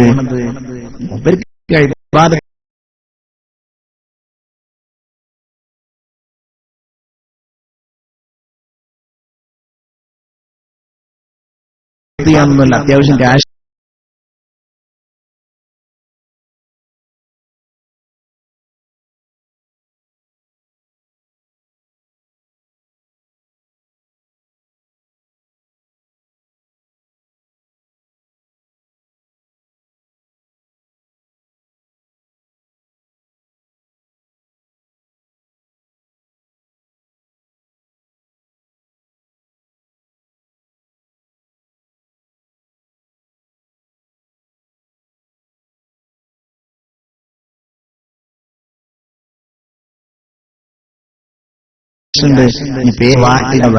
അവർക്ക്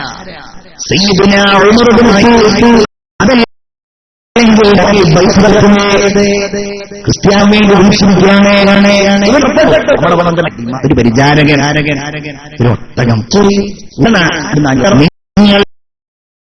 നിങ്ങൾ നടക്കാം, ഞാൻ ഒട്ടകം അങ്ങനെ അവിടെ ഇന്ന ദിവസം എത്തുമെന്നറിഞ്ഞതുകൊണ്ട് 10,000 ജനങ്ങൾ ഖുദ്സിന്റെ പരിസരത്ത് അമീറിനെ കാണാൻ വേണ്ടി കാത്തു നിൽക്കുന്നുണ്ടായിരുന്നു. അബൂ ഉബൈദ മുസ്ലിം സൈന്യാധിപനാണ്, ഗവർണറാണ്. അബൂ ഉബൈദ ദൂരം നിന്ന് കാണുന്നു, ഒട്ടകം വരുന്നുണ്ട്. പക്ഷേ ഒട്ടകപ്പുറത്തുള്ള ആളല്ല ഉമർ. ഒട്ടകപ്പുറത്തുള്ള അയാൾ പരിചാരകനാണ്, സാലിമാണ്, പുറത്തിറങ്ങി നടക്കുന്ന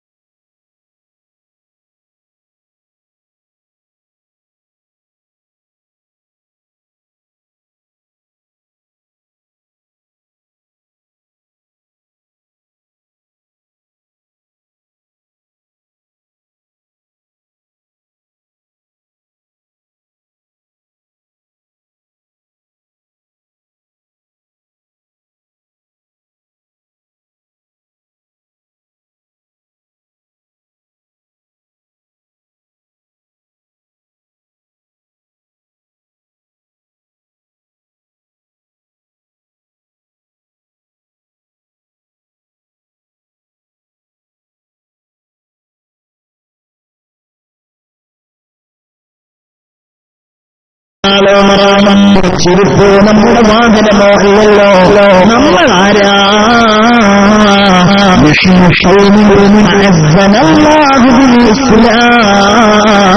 നമ്മൾ ഇസ്ലാം കൊണ്ട് പ്രതാപശാലികളായവരല്ലേ. നമ്മളൊന്ന് ആട്ടി ഓടിച്ചിരുന്നു നമ്മളെ. ഇൻഷാ അല്ലാഹ് ബക്കറ്റുമായിട്ട് നിങ്ങളുടെ അടുക്കൽ വരുന്നുണ്ട്. ഇൻഷാ അല്ലാഹ് എല്ലാവരും നല്ല ഒരു സ്വതക്ക ആ ബക്കറ്റിൽ നിക്ഷേപിക്കുക. റഹ്മാനായ റബ്ബ് നിങ്ങൾ എന്തുദ്ദേശത്തോടു കൂടെയാണോ ആ ബക്കറ്റിലേക്ക് നിങ്ങൾ സ്വതക്ക ഇടുന്നത്, റഹ്മാനായ റബ്ബ് ആ സ്വതക്ക കബൂൽ ചെയ്യുമാറാവട്ടെ. അല്ലാഹു റബ്ബുൽ ഇസ്സത്ത് നിങ്ങളുടെ ആ മുറാദ് റഹ്മാനായ റബ്ബ് ഹാസിലാക്കി തരുമാറാവട്ടെ. ആമീൻ യാ റബ്ബൽ ആലമീൻ. അതെല്ലാവരും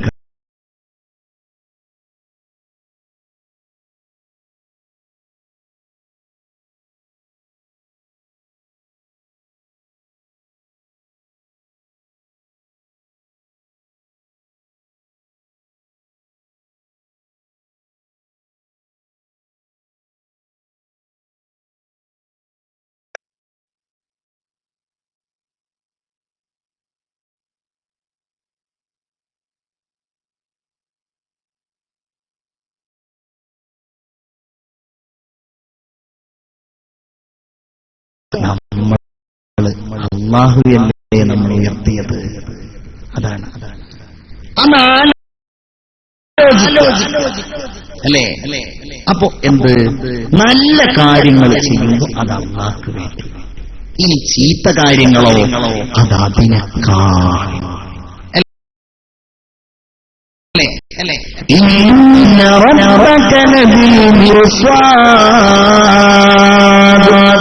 അല്ലാഹു തമ്പുരാൻ ഉത്സാവളത്തിൽ ഇരുന്നുകൊണ്ട് നിങ്ങളുടെ എല്ലാ കാര്യങ്ങളും വീക്ഷിച്ചുകൊണ്ടിരിക്കുകയാണ്.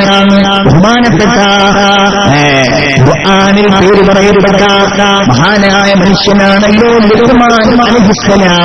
ലുഖ്മാൻ അലൈഹിസ്സലാമിന്റെ മകൻ ബഹുമാനപ്പെട്ടവരോട് പറഞ്ഞു, പിതാവേ, ഞാൻ ഒരുപാട് തെറ്റ് ചെയ്യാൻ മോഹിക്കുന്ന ആളാണ്.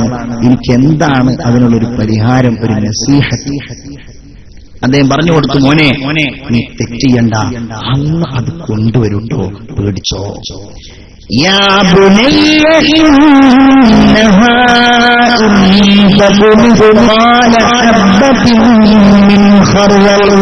മോനെ, നീ ചെയ്ത ആ പാപം ഒരു കടുകുമണിയുടെ അത്ര തെറ്റാണെങ്കിലും അതേതെങ്കിലും പാറക്കൂട്ടത്തിനിടയിലോ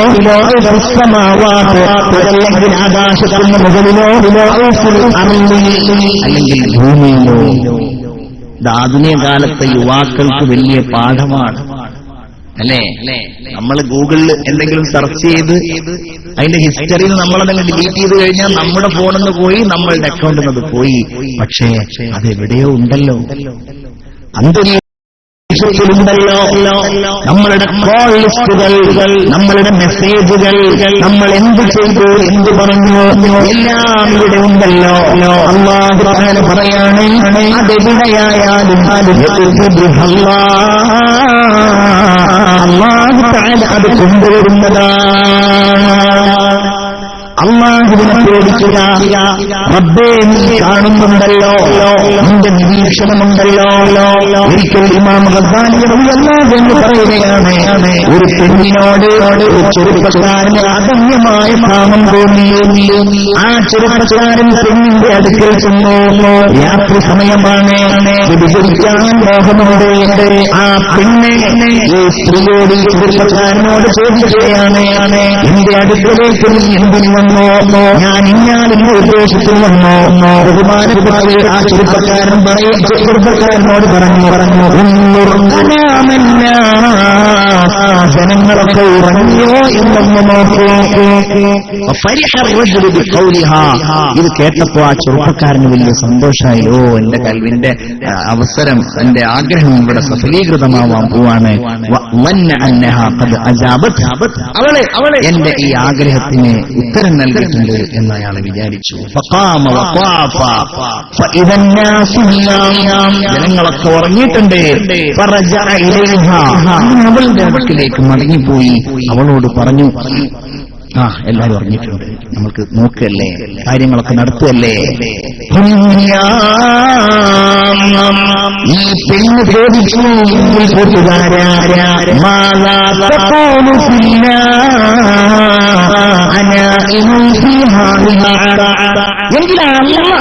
ഇപ്പൊ ഉറങ്ങിയിട്ടുണ്ടോ?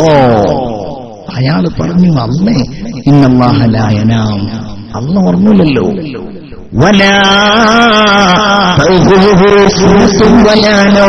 അള്ളാഹ് ഉറക്കോ അശ്രദ്ധയോ ഇല്ലല്ലോ. ഗുരുവിനായ മനുഷ്യ, ഒന്ന് ചിന്തിച്ചുകൂടെ? എങ്കിലൊന്ന് ചിന്തിച്ചുകൂടെ? ചെറുപ്പക്കാരനോട് പറയാണ്, ഒരിക്കലും ഉറങ്ങാത്ത അള്ള നമ്മളെ കാണുന്നുണ്ടല്ലോ. ജനങ്ങൾ നമ്മെ കാണുന്നില്ലെങ്കിലും ഈ മനുഷ്യന്റെ കൽബ് മാറി, ചിന്തകളിൽ പരിവർത്തനമുണ്ടായി. അയാളോട് റബ്ബിലേക്ക് മടങ്ങി. അല്ലാഹു തമ്പുരാനാ മനുഷ്യന്റെ തൗബ സ്വീകരിച്ചു. ഇയാൾ മരിച്ചുപോയി. മരിച്ചിട്ട് അദ്ദേഹത്തെ സ്വപ്നത്തിൽ കാണുകയാണ് ജനങ്ങൾ. കണ്ടപ്പോൾ ചോദിച്ചു, എന്താണ് അല്ലാഹു നിങ്ങളെ കൊണ്ട് ചെയ്തത്? അല്ലാഹു റബ്ബുൽ ഇസ്സത്തിൽ അവൻ സ്വർഗ്ഗത്തിൽ കടത്തുകയും ചെയ്തു എന്ന് ഈ മനുഷ്യൻ മറുപടി പറഞ്ഞു. എന്തിനെ? ഞാൻ അന്നൊരിക്കൽ ആ തെറ്റ് ഒഴിവാക്കിയത് കാരണം അല്ലാഹു എന്നെ ഒഴിവാക്കി. അല്ലാഹു റബ്ബുൽ ഇസ്സത്ത് എന്നെ നരകത്തിൽ കടത്താതെ രക്ഷപ്പെടുത്തി. കണ്ടോ?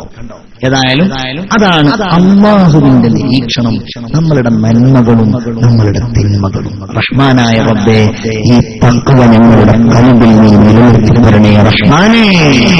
നീ ഞങ്ങളുടെ ഖൽബുകൾ ഈമാനിന്റെ സദസ്സിലുള്ള ഖൽബുകളാക്കണേ അല്ലാഹ്. മറ്റൊന്നാണ്, അല്ലാഹു ഇതിനു വേണ്ടിയിട്ട് മലക്കുകളെ വെച്ചിരിക്കുകയാണ്. വിശ്വസിക്കണം, നിർബന്ധമാണല്ലോ മലക്കുകളെ കൊണ്ട് വിശ്വസിക്കുക. മലക്കുകൾ അവര് നമ്മെ നോക്കുകയാണ്, അവര് നമ്മെ നിരീക്ഷിക്കുകയാണ്, അവര് നമ്മെ നിയന്ത്രിക്കുകയാണ്.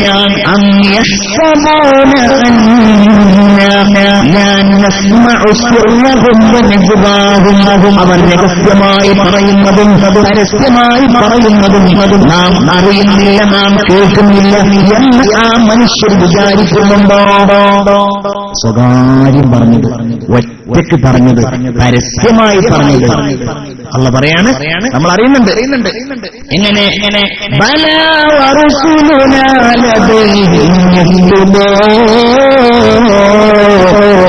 അതെ, നമ്മുടെ ദൂതന്മാർ അവർക്കിടയിൽ ഇരുന്നുകൊണ്ട് എല്ലാ കാര്യങ്ങളും എഴുതി വെക്കുന്നുണ്ട്.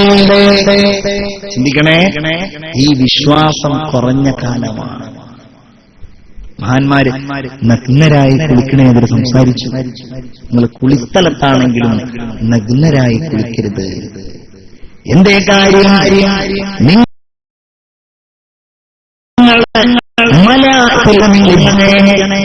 മലായികത്ത് സദാസമയവും മനുഷ്യന്റെ കൂടെ ഉണ്ടാകും.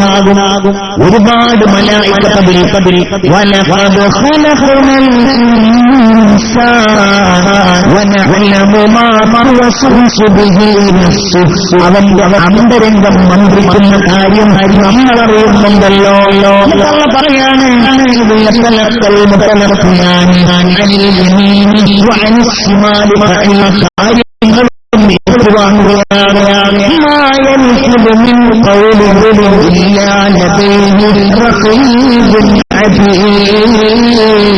റഖീബെന്ന മലക്ക് ഒരു വാക്കും ഒരാളും ഉച്ചരിക്കുന്നില്ല. ഇബ്നു അബ്ബാസ് റളിയല്ലാഹു അൻഹു പറയാണ്, ഒരു കലിമത്ത് പറഞ്ഞാൽ, ഒരു അക്ഷരം പറഞ്ഞാൽ അതപ്പോൾ എഴുതി വെക്കും. അവൻ കരഞ്ഞാൽ, അവൻ ചിരിച്ചാൽ, അല്ലേ, ഞാൻ തിന്നു, ഞാൻ കുടിച്ചു, എന്നെ എഴുതാൻ അല്ലാഹു തആല കാരുണ്യം കാണിക്കുന്ന ആളുകൾക്ക് അല്ലാഹു തആല അതിലുള്ള ചില കാര്യങ്ങൾ അല്ലാഹു തആല മായ്ച്ചു കളയുകയും ബാക്കിയുള്ള കാര്യങ്ങളെ അല്ലാഹു തആല നാളെ വെളിവാക്കുകയും ചെയ്യുന്നു. അല്ലേ, ഇതൊക്കെ സത്യാണല്ലോ.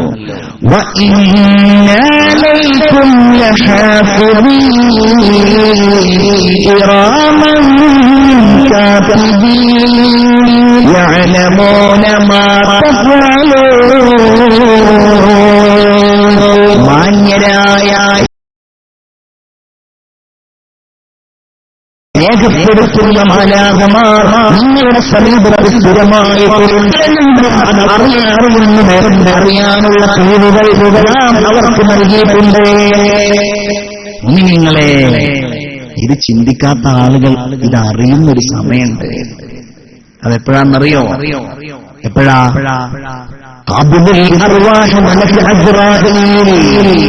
ഉറക്കെ പറഞ്ഞോളൂ, സയ്യിദുന അസ്റാഈൽ അലൈഹിസ്സലാം വരുന്നു. അൽഹംദുലില്ലാഹ്, നമ്മളുടെ ബഹുമാനപ്പെട്ട മുസ്തഫ അഷ്റഫി ഉസ്താദ് അവറുകൾ നമ്മുടെ വേദിയിലേക്ക് എത്തിയിട്ടുണ്ട്. അല്ലാഹു തആല ദീർഘായുസ്സും ആഫിയത്തൊക്കെ കൊടുക്കുമാറാകട്ടെ. എനിക്ക് എന്റെ ചെറുപ്പം മുതൽ വളരെ അടുത്ത അഭേദ്യമായ ഒരു ബന്ധമാണ് അദ്ദേഹത്തോട്. ഒരു ചെറിയ ഒരു അനിഷ്ടം എന്ന് പറയാൻ പറ്റൂല, അത് മാത്രമേ എനിക്കുള്ളൂ. എന്താണെന്നറിയോ? തൃശ്ശൂർ ജില്ലയിൽ വളരെ പ്രസിദ്ധമായ ഒരു മഹല്ലുണ്ട്, വാടാനപ്പള്ളി എന്ന് പറഞ്ഞിട്ട്, ഒരു 10,000 വീടുള്ള മഹല്ലാണ്. ഞാൻ അദ്ദേഹത്തോട് ഒരുപാട് തവണ അപേക്ഷിച്ചു, നിങ്ങൾ എന്റെ മഹല്ലിൽ വന്നിട്ട്, അവിടെ വന്നിട്ട്, എന്റെ മഹല്ലല്ല പരിസരത്തുള്ളതാണ്, അവിടെ വന്ന് ദർസ് നടത്തണം, അവിടെ ഖുതുബ ഏൽക്കണം, നല്ല സൗകര്യമാണ്, എന്ത് സൗകര്യം കൊടുക്കാനും തയ്യാറാണ്. അദ്ദേഹം അത് സ്വീകരിച്ചില്ല. അദ്ദേഹം നമ്മളെയൊക്കെ വിട്ടിട്ട് കാസർഗോഡ് പോയിരിക്കുകയാണ്. ഏതായാലും അവിടെ അല്ലാഹു തആല അദ്ദേഹത്തിന്റെ ദഅവത്തും ദർസും ഒക്കെ അല്ലാഹു ഖബൂൽ ചെയ്യട്ടെ. അതിൽ അല്ലാഹു പൂർണ്ണമായും ശ്രദ്ധ കേന്ദ്രീകരിച്ച് ദീനിന്റെ മാർഗത്തിൽ മുന്നോട്ട് പോകാൻ അല്ലാഹു ഉസ്താദിന് തൗഫീഖ് ചെയ്യട്ടെ എന്ന് സ്നേഹത്തോടെ ഈ സന്ദർഭത്തിൽ ഞാൻ ദുആ ചെയ്യാം. ഞാൻ പറഞ്ഞത് മലക്കുകളെ കുറിച്ച് ഈ കാര്യങ്ങളൊന്നും വിശ്വസിക്കാത്ത ആൾ നേരിട്ട് കാണും. എപ്പോഴാ? മരിക്കുന്ന സമയത്ത്.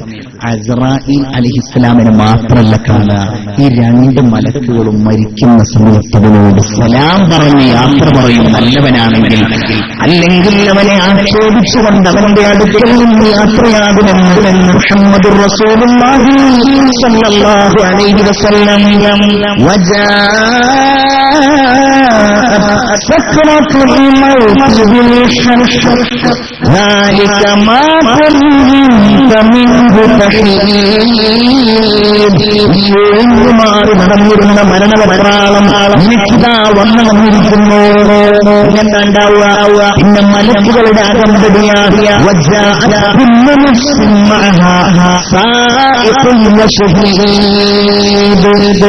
നിഷേധിക്കാൻ കഴിയില്ല.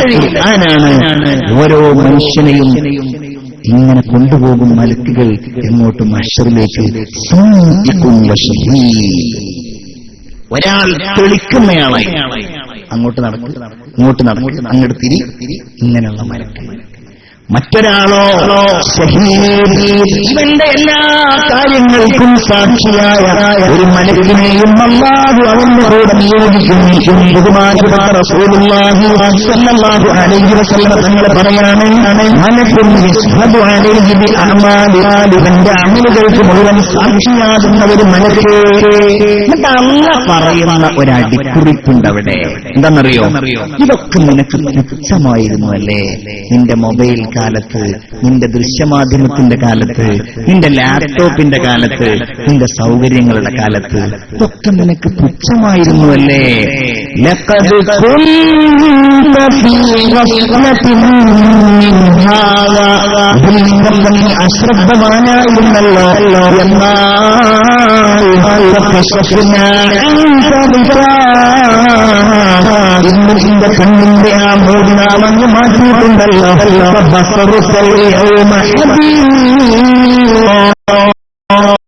റഹ്മാനായ തമ്പുരാനെ നമുക്ക് സങ്കല്പിക്കാൻ കഴിയില്ല അങ്ങനെയുള്ള കാര്യങ്ങൾ അല്ലേ. നമ്മൾ ചിന്തിച്ചു നോക്കൂ. അപ്പൊ അതാണ് മലക്കുകൾ. ഒരു കാര്യം കൂടെ പറയാം, അല്ലാഹുവിന്റെ മാലാഖമാർ ഭൂമിയിലേക്ക് സംഘമായിട്ട് അല്ലാഹു തആല നിയോഗിക്കുന്നുണ്ട്. രാവിലെ ഒരു വിഭാഗം മലായിക്കത്ത് വരും, വൈകുന്നേരം മറ്റൊരു വിഭാഗം വരും. രാവിലെ വന്നവർ വൈകുന്നേര സമയം മഗ്‌രിബിന്റെ തൊട്ടുമുമ്പായിട്ട് പോകും. അതുകൊണ്ടാണ് മഹാന്മാരായ ഉലമാ ആ ഒരു സമയത്തിന് വലിയ പ്രാധാന്യം നൽകുന്നത്. ദാറുൽ ഹുദയിൽ ഞങ്ങൾ പഠിക്കുമ്പോ ബഹുമാനപ്പെട്ട ഐദ്രോസ് മുസ്ലിയാർ അവറുകൾക്കിലാക്കിയ പ്രധാന സുന്നത്താണ്. എല്ലാ നാട്ടുപുറങ്ങളിലും ഉണ്ടത്. എന്താ? മഗ്‌രിബിന്റെ 10 മിനിറ്റ് മുമ്പ് പള്ളിയിൽ വരണം. ചുരുങ്ങിയത് 100 തസ്ബീഹ്. ചുരുങ്ങിയ 100 തസ്ബീഹ്. എന്തേ കാര്യം? ഈ മലക്കുകൾ വരികയും പോവുകയും ചെയ്യുന്ന സമയമാണ്. ആ സമയത്ത് അല്ലേ മഗ്‌രിബ് നിസ്കരിക്കാനുള്ള സമയമാകുന്നത് സുബ്ഹിക്കും ഇതുപോലെ തന്നെ എല്ലാവരും ഒരുമിച്ച് കൂടി സുബ്ഹാനല്ലാഹി വബിഹംദിഹി സുബ്ഹാനല്ലാഹിൽ അലീം വബിഹംദിഹി അസ്തഗ്ഫിറുല്ലാഹ്. മലക്കുകൾ അതുമായിട്ട് ഇങ്ങനെ പോകും. അള്ളാന്റെ അടുക്കൽ അവർ ചെല്ലും. എല്ലാവരും ചോദിക്കും, കൈഫ തർകത്തും ഇബാദി, എന്റെ അടിമകളെ എങ്ങനെയാണ് മലക്കുകളെ നിങ്ങൾ ഒഴിവാക്കി പോകുന്നത്? അവര് പറയും,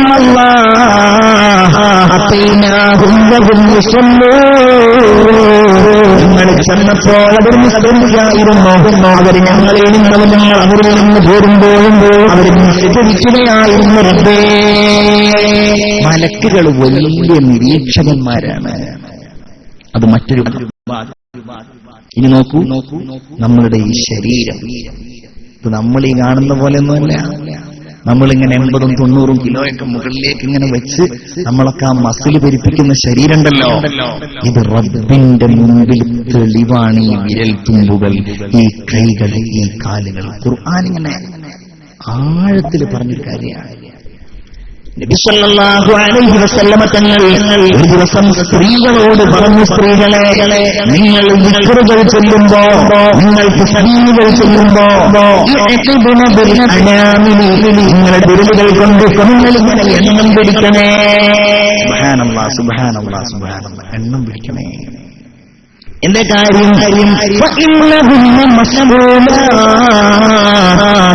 വിരലുകൾ ചോദ്യം ചെയ്യപ്പെടുന്നവയാണ്. അത് സംസാരിക്കാൻ ആവശ്യപ്പെടും അല്ലാഹു തആല അല്ലേ. അതിന് വലിയ പ്രസക്തി ഉണ്ട്. കാരണം എന്താന്ന് വെച്ചാൽ ഇന്നിപ്പോ ഈ വിരലുകളാണ് എല്ലാം നിയന്ത്രിക്കുന്നത്. ഞാൻ അങ്ങനെ പറഞ്ഞല്ലോ, എല്ലാം വിരലുകളാണ്.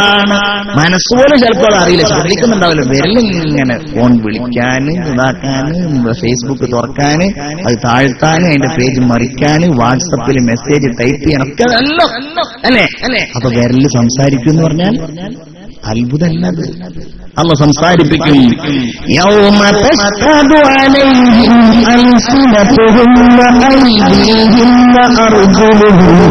വഅർജുലുഹും ബിമാ കാനൂ യഅമലൂൻ. അവരുടെ നാവുകൾ അവർക്കെതിരാകും, അവരുടെ കൈകൾ അവരുടെ കാലുകൾ. അല്ലേ? റസൂലുള്ള പറയാണ് സല്ലല്ലാഹു അലൈഹി വസല്ലം, അള്ളാഹുവിനോട് ഈ പാപികളൊക്കെ പറയും, പടച്ചോനെ ഞങ്ങൾക്ക് ഞങ്ങളുടെ അയൽവാസികളൊക്കെ ഞങ്ങളെപ്പറ്റി പറയുന്നത് ഞങ്ങൾ നിഷേധിക്കുകയാണ്, ഞങ്ങളുടെ ഭാര്യ പറയുന്നത് ഞങ്ങൾ നിഷേധിക്കുകയാണ്. പിന്നെ ആരാ നിങ്ങൾക്ക് പറയേണ്ടത്? അത് ഞങ്ങൾ തന്നെ, ഞങ്ങൾ പറഞ്ഞോളാമല്ല. ബഹുമാനപ്പെട്ട അനസ് റളിയല്ലാഹു അൻഹു പറയാണ്, ഒരിക്കൽ നബി തിരുമേനി ഞങ്ങളുടെ അടുക്കൽ ഇരിക്കുമ്പോ റസൂലുള്ളാഹി ചിരിച്ചു. ശരി, കാരണം വലിയ തമാശയായത് കാരണം റസൂലുള്ളാഹിന്റെ അണപ്പല്ലുകൾ നിങ്ങൾ കണ്ടു. എന്നിട്ട് ചോദിച്ചു, ഞാൻ എന്തിനാ ചിരിച്ചെന്ന് നിങ്ങൾക്ക് മനസ്സിലായോ? ഇല്ല നബിയെ, ഞങ്ങൾക്ക് മനസ്സിലായിട്ടില്ല. ഞാൻ ചിരിക്കാനുള്ള കാരണം അള്ളാഹുവിനോട് ഒരു അടിമ തർക്കിക്കുന്ന തർക്കമാലോചിക്കാൻ. എന്താണ് അടിമ പറയാ? എന്നോട് നീ ദുൽമ് ചെയ്യുമോ? ഇല്ല, നിന്നോട് ഞാൻ ദുൽമ് ചെയ്യില്ല. എന്നാൽ പടച്ചോനെ, എനിക്ക് സാക്ഷിയായി മലയാളിക്ക് വേണ്ട, എനിക്ക് സാക്ഷിയായി അയൽവാസി വേണ്ട, എനിക്ക് സാക്ഷിയായിട്ട് ഞാൻ തന്നെ മതി. അല്ലാഹ്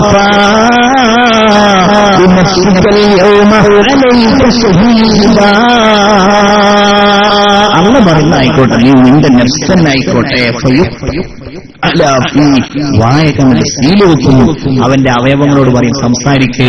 അങ്ങനെ പറഞ്ഞാൽ അവന്റെ ഇടത്തെ ഹൃദയത്തിൽ ആദ്യമായി സംസാരിച്ചു തുടങ്ങുമെന്ന് കളവ് പറയാൻ തന്റെ നാവൊരിക്കൽ പോലും വളർച്ചിട്ടില്ലാത്ത സയ്യിദുനാ മുഹമ്മദ് മുസ്തഫ സല്ലല്ലാഹു അലൈഹി വസല്ലം യൗമ നഖല്ലു അലാ അഫ്വാഹിഹിം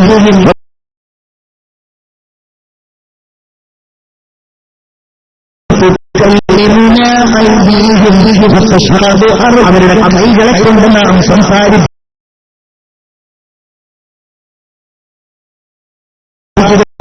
അവരുടെ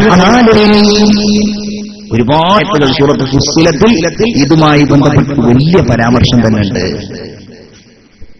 അപ്പോ ശരീരം നിരീക്ഷകനാണ്. നമ്മുടെ ഭൂമി എല്ലാം അല്ലേ? ഭൂമിയാണ്. നമ്മൾ വിചാരിക്കും ആരും അറിയുന്നില്ല. ശരീരത്തിനും മലായിക്കത്തിനും ഒക്കെ പുറമുണ്ടല്ലോ. നമ്മളുടെ ഈ ഭൂമി അല്ലാഹു തആല സാക്ഷിയാക്കുക. നിങ്ങൾ ഭൂമിയെ സൂക്ഷിക്കണം. അതിന് സംസാരിക്കാൻ അല്ലാഹു കഴിവ് നൽകുന്നതാണ്. അത് നിങ്ങളുടെ മാതാവാണ്. ഇങ്ങനെ ഓതിയിട്ട് സൂറത്തിൽ ഇങ്ങനെ ഓതിയിട്ട് അന്ന് ഭൂമി അതിന്റെ വർത്തമാനം പറയും. എന്താ ഈ ഭൂമിയുടെ വർത്തമാനം നിങ്ങൾക്ക് അറിയുമെന്ന് ചോദിച്ചു. ഇല്ല നബിയെ, ഞങ്ങൾക്കറിയില്ല. അടിമയായ ഓരോ ആണും ഓരോ പെണ്ണും ഇതിന് മുകളിൽ വെച്ച് നല്ലതാവട്ടെ ചീത്തയാവട്ടെ അള്ളാഹുവിനോട് അത് അന്ന് വിളിച്ചു പറയുന്നതാണ്. ഞാൻ ചുരുക്കത്തില് ഞാൻ അവസാനിപ്പിക്കാൻ പോവാണ്. ഇതെന്തിന്? ഇതൊരു ദിവസം അല്ലാഹു റബ്ബുൽ ഇസ്സത്ത് ഈ നിരീക്ഷിച്ച എല്ലാം രേഖകളായിട്ട് അല്ലാഹു കൊണ്ടുവരുന്ന ദിവസം. അതിൽ നിന്ന് ആര് രക്ഷപ്പെടും? ഒരാൾ രക്ഷപ്പെടില്ല. അന്ന് അധികാരി അല്ലാഹ്, അന്ന് ബാക്കിയുള്ള എല്ലാവരും സമ്മതിക്കും, അല്ലാഹുവേ ഞങ്ങളൊക്കെ നിന്റെ കേവലം അടിമകൾ മാത്രമാണ്. ഇതൊരു ഈമാനാണ്. ഇതാണ് ഈമാൻ. ഇതാണ് ആഖിറവുമായി ബന്ധപ്പെട്ട ഏറ്റവും പ്രധാനപ്പെട്ട വിശ്വാസം. وجاء ربك والملك صفا صفا. ആ ഭാഗം കൂടെ പറഞ്ഞു ഞാൻ നിർത്തുകയാണ്. മഹ്ശറിൽ അല്ലാഹു വിചാരണയ്ക്ക് വേണ്ടിയുള്ള ഒരുക്കങ്ങൾ തുടങ്ങുകയാണ്. മലക്കുകൾ ഇങ്ങനെ അണിയണിയായി നിൽക്കുമ്പോ ആ മഹ്ശറിലേക്ക് അല്ലാഹു തമ്പുരാൻ ഇറങ്ങി വരും. നമുക്കത് പറയാനേ കഴിയും, അതിന്റെ രൂപം വിശദീകരിക്കാൻ കഴിയില്ല.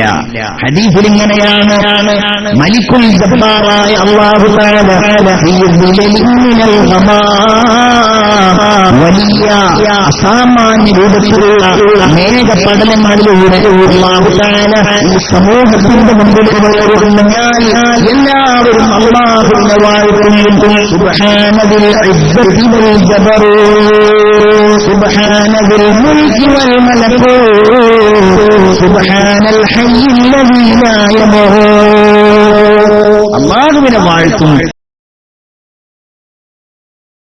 തന്റെ കുർസിയിനെ അല്ലാഹു തആല ജനങ്ങൾക്കിടയിൽ വെക്കും.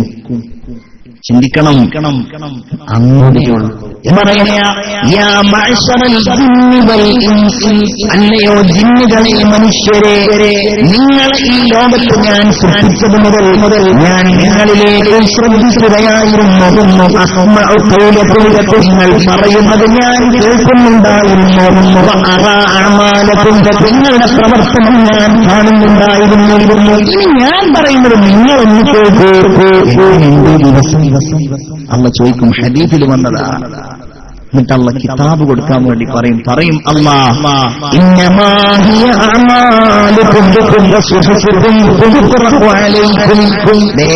നിങ്ങളുടെ കിതാബുകൾ നിങ്ങൾക്ക് വേണ്ടി റെഡിയാക്കിയ മലക്കുകളുടെ സഹായത്തോടെ തയ്യാറാക്കിയ ആ രേഖകൾ.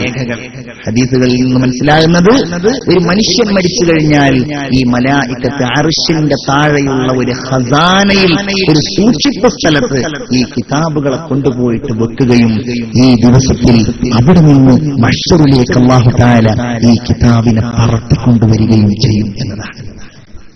അല്ലാഹു അഅലം. ഏതായാലും ഉള്ള സംഭവമാണ് അല്ലേ? ഇതാ നിങ്ങളുടെ ഏടുകൾ, നിങ്ങളുടെ രേഖകൾ. ഇതിൽ നല്ലത് കണ്ടാൽ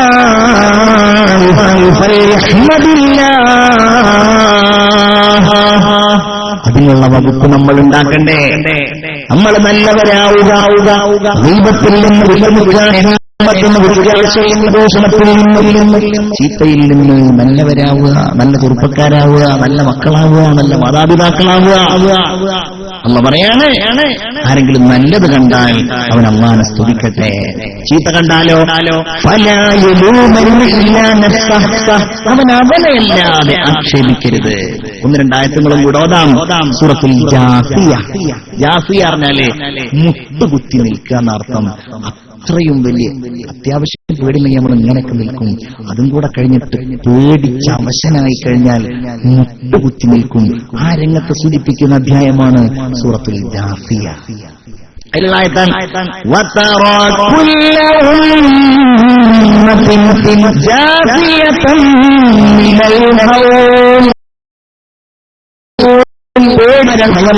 എല്ലാവരും ഇങ്ങനെ മുട്ടുകുത്തി നിൽക്കുന്ന നിങ്ങൾക്ക് കാണാൻ കഴിയും. ഓരോരുത്തരും അവരവരുടെ കിതാബിലേക്ക് വിളിച്ചാൽ അള്ള പറയും. എന്താ പറയാന്നറിയോ? ഹാദാ കിതാബുന, ഇതാ ഞാൻ എഴുതി രേഖപ്പെടുത്തിയ കിതാബ്. ഇത് സത്യം മാത്രമേ ഈ കിതാബിലുള്ളൂ. എന്നിട്ട് അള്ള പറഞ്ഞൊരു വർത്തമാനമുണ്ട്. എന്താണത്?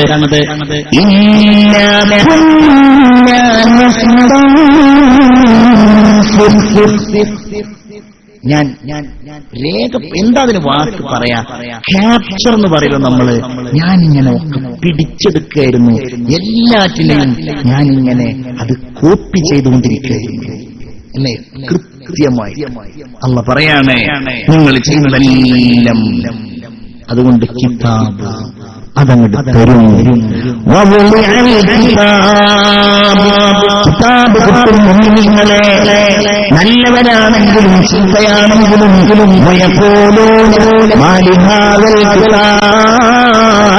ഇതെന്തൊരു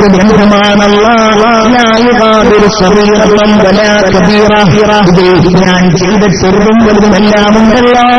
അങ്ങനെ അവർ കാണുകയാണ് ആ ഗ്രന്ഥം.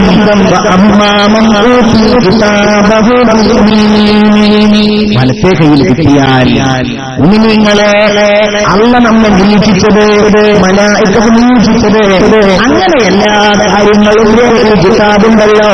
വലത്തെ കയ്യിൽ കിട്ടിയാൽ എന്തൊരു സന്തോഷമാണ്.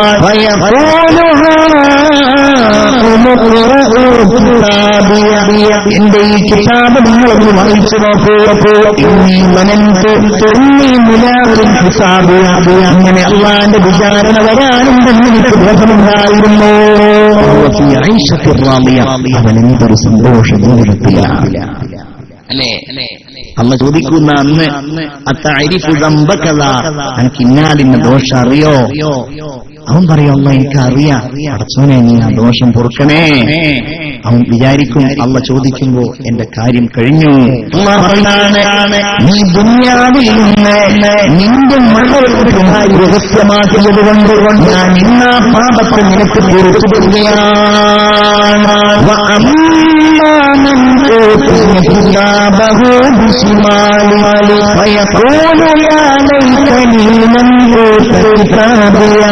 ولم أدر ما حسابيا يا ليتها كانت القاضية ما أغنى عني ماليا هلك عني سلطانيا خذوه فغلوه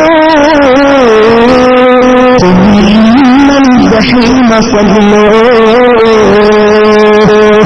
തമ്പുരാൻ പറയാൻ ഇടത്തെ കയ്യിൽ കിതാബ് കിട്ടിയാൽ അവൻ പറയുന്നു അല്ലാഹ് കിതാബിന് കിട്ടിയിട്ടില്ലായിരുന്നുവെങ്കിൽ, എന്റെ വിചാരണ ഞാൻ അറിഞ്ഞില്ലായിരുന്നുവെങ്കിൽ, എന്റെ മരണത്തോടെ എന്റെ എല്ലാ കാര്യവും തീർന്നു പോയെങ്കിൽ. ഇതിനു വേണ്ടിയാണ് നിങ്ങളെ അല്ലാഹു നമ്മെ നിരീക്ഷിക്കുന്നത്. അതുകൊണ്ട് അത് ജീവിതത്തിന്റെ സൂക്ഷ്മതക്കുള്ള ഒന്നാവണം. നമ്മുടെ ലക്ഷ്യം വിചാരണയുടെ വേളയിൽ മഹ്ശറിൽ എല്ലാം തോൽവിസഹിതം അല്ലാഹു വരുമ്പോൾ അവിടെ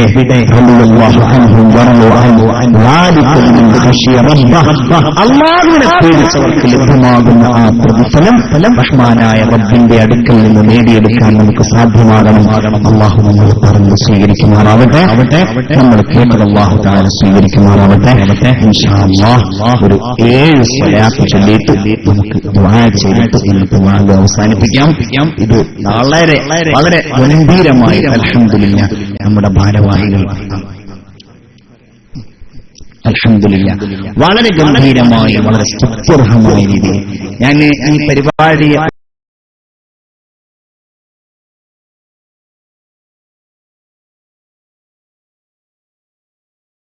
ഒന്നാമതായിട്ട് അതിന് ഈ പരിപാടി ഒരു ഫോട്ടോ അതിൽ വെച്ചിട്ടില്ല എന്നുള്ളതാണ്. ഈ സദസ്സ് അൽഹംദുലില്ലാ ഒരുപാട് മുസ്ലിം ചെറുപ്പക്കാരും സഹോദരന്മാരും സഹോദരിമാരൊക്കെ വന്നിട്ടുണ്ട്. നമ്മുടെ നാട്ടിൽ നിന്ന് നമ്മുടെ നാടുകളിൽ നടക്കുന്ന വാദുകളിൽ നിന്ന് പൂർണ്ണമായിട്ടും അതിന്റെ ആ ഒരു ഇഖ്ലാസ് പഴയകാലം തിരിച്ചു വരണമെന്നുണ്ടെങ്കിൽ ഈ ഒരു സംഭവത്തെ മാതൃകയാക്കണം. വളരെ സന്തോഷത്തോടെ വളരെ താല്പര്യത്തോടെ ിലേക്ക് വരുന്ന എല്ലാവർക്കും ഇരിക്കാനുള്ള സൗകര്യം, വാദ് കേൾക്കാനുള്ള സൗകര്യം ഒക്കെ ഇതിന്റെ ഭാരവാഹികൾ ഒരുക്കിയിട്ടുണ്ട്. അൽഹംദുലില്ലാ അവരെ ഈ സന്ദർഭത്തിൽ ഞാൻ അഭിനന്ദിക്കുകയും സർവശക്തനായ അല്ലാഹു തആല അവർക്ക് ഈ ലോകത്തും ഖൈർ മാത്രം പ്രദാനം ചെയ്യട്ടെ. ആമീൻ യാ റബ്ബൽ ആലമീൻ എന്നീ സന്ദർഭത്തിൽ ഞാൻ ദുആ ചെയ്യുകയും ചെയ്യുന്നു. ഇൻഷാ അല്ലാഹ് ഇതിന്റെ ഉസ്താദുമാർക്ക് എന്തോ ചില കാര്യങ്ങൾ പറയാനുണ്ട്. അത് കഴിഞ്ഞിട്ട് ഒരു 7 സ്വലാത്ത് ചൊല്ലിയിട്ട് നമുക്ക് ഇന്നത്തെ ഈ വാദം അവസാനിപ്പിക്കാം. ഒരു കാര്യം കൂടെ സമയബന്ധിതമായിട്ട് ഞാൻ അഷ്റഫ് ഉസ്താദിനോട് ഇന്നലെ ചോദിച്ചു. ഞാൻ ഇന്നലെ ചോദിച്ചപ്പോൾ എന്നോട് പറഞ്ഞു സാധാരണ ഇവിടെ 9 മണിക്കൊക്കെ തുടങ്ങലെന്ന് പറഞ്ഞു. മുൻപ് അങ്ങനെ ആയിരിക്കണം, അതിനൊരു മാറ്റമാണ് ഈ സമയനിഷ്ഠ എന്ന് പറയുന്നത്. അൽഹംദുലില്ലാ ഇന്നലെയും ഇന്നും നമ്മൾ 8 മണിക്ക് തന്നെ തുടങ്ങി. അത് എല്ലാ സമയത്തും നമ്മളിത് 9 മണിക്ക് വാഴ് തുടങ്ങുക, എന്നിട്ട് 12 മണി വരെ 1 മണി വരെ വാഴ് ഇങ്ങനെ പറയാ. അതൊക്കെ നമ്മൾ നിയന്ത്രിക്കേണ്ട. പഴയ കാലത്തൊന്നും അതത്ര ഒരു പ്രശ്നമായിരുന്നില്ല, ഒരു പ്രയാസമായിരുന്നില്ല. ഈ കാലത്ത് ഇതൊക്കെ നിയന്ത്രിക്കേണ്ടതാണ് എന്നുള്ളതാണ് നമ്മളുടെയൊക്കെ ഒരു നിരീക്ഷണം. അതുകൊണ്ട് സ്നേഹമുള്ള ഇതിന്റെ ഭാരവാഹികൾക്ക് അതിനും ഞാൻ അഭിനന്ദനവും നന്ദിയും അറിയിക്കുകയാണ്. ഇൻഷാ അല്ലാഹ് 2 ദിവസം നിങ്ങളൊക്കെ വാഴ് കേട്ടു. നിങ്ങളൊക്കെ എനിക്ക് വേണ്ടി ദ്വാരക്കണം. നിങ്ങൾക്ക് വേണ്ടി ഇൻഷാ അല്ലാഹ് എന്റെ മജ്‌ലിസുകളിൽ ഞാനും ദുആ ചെയ്യും. അല്ലാഹു റബ്ബുൽ ഇസ്സത്ത് ഈ 2 ദിവസം എന്തൊക്കെ ഖൈറായ കാര്യങ്ങൾ നിങ്ങൾ പറഞ്ഞുവോ റഹ്മാനായ റബ്ബ് അതൊക്കെ നമ്മിൽ നിന്ന് സ്വീകരിക്കട്ടെ.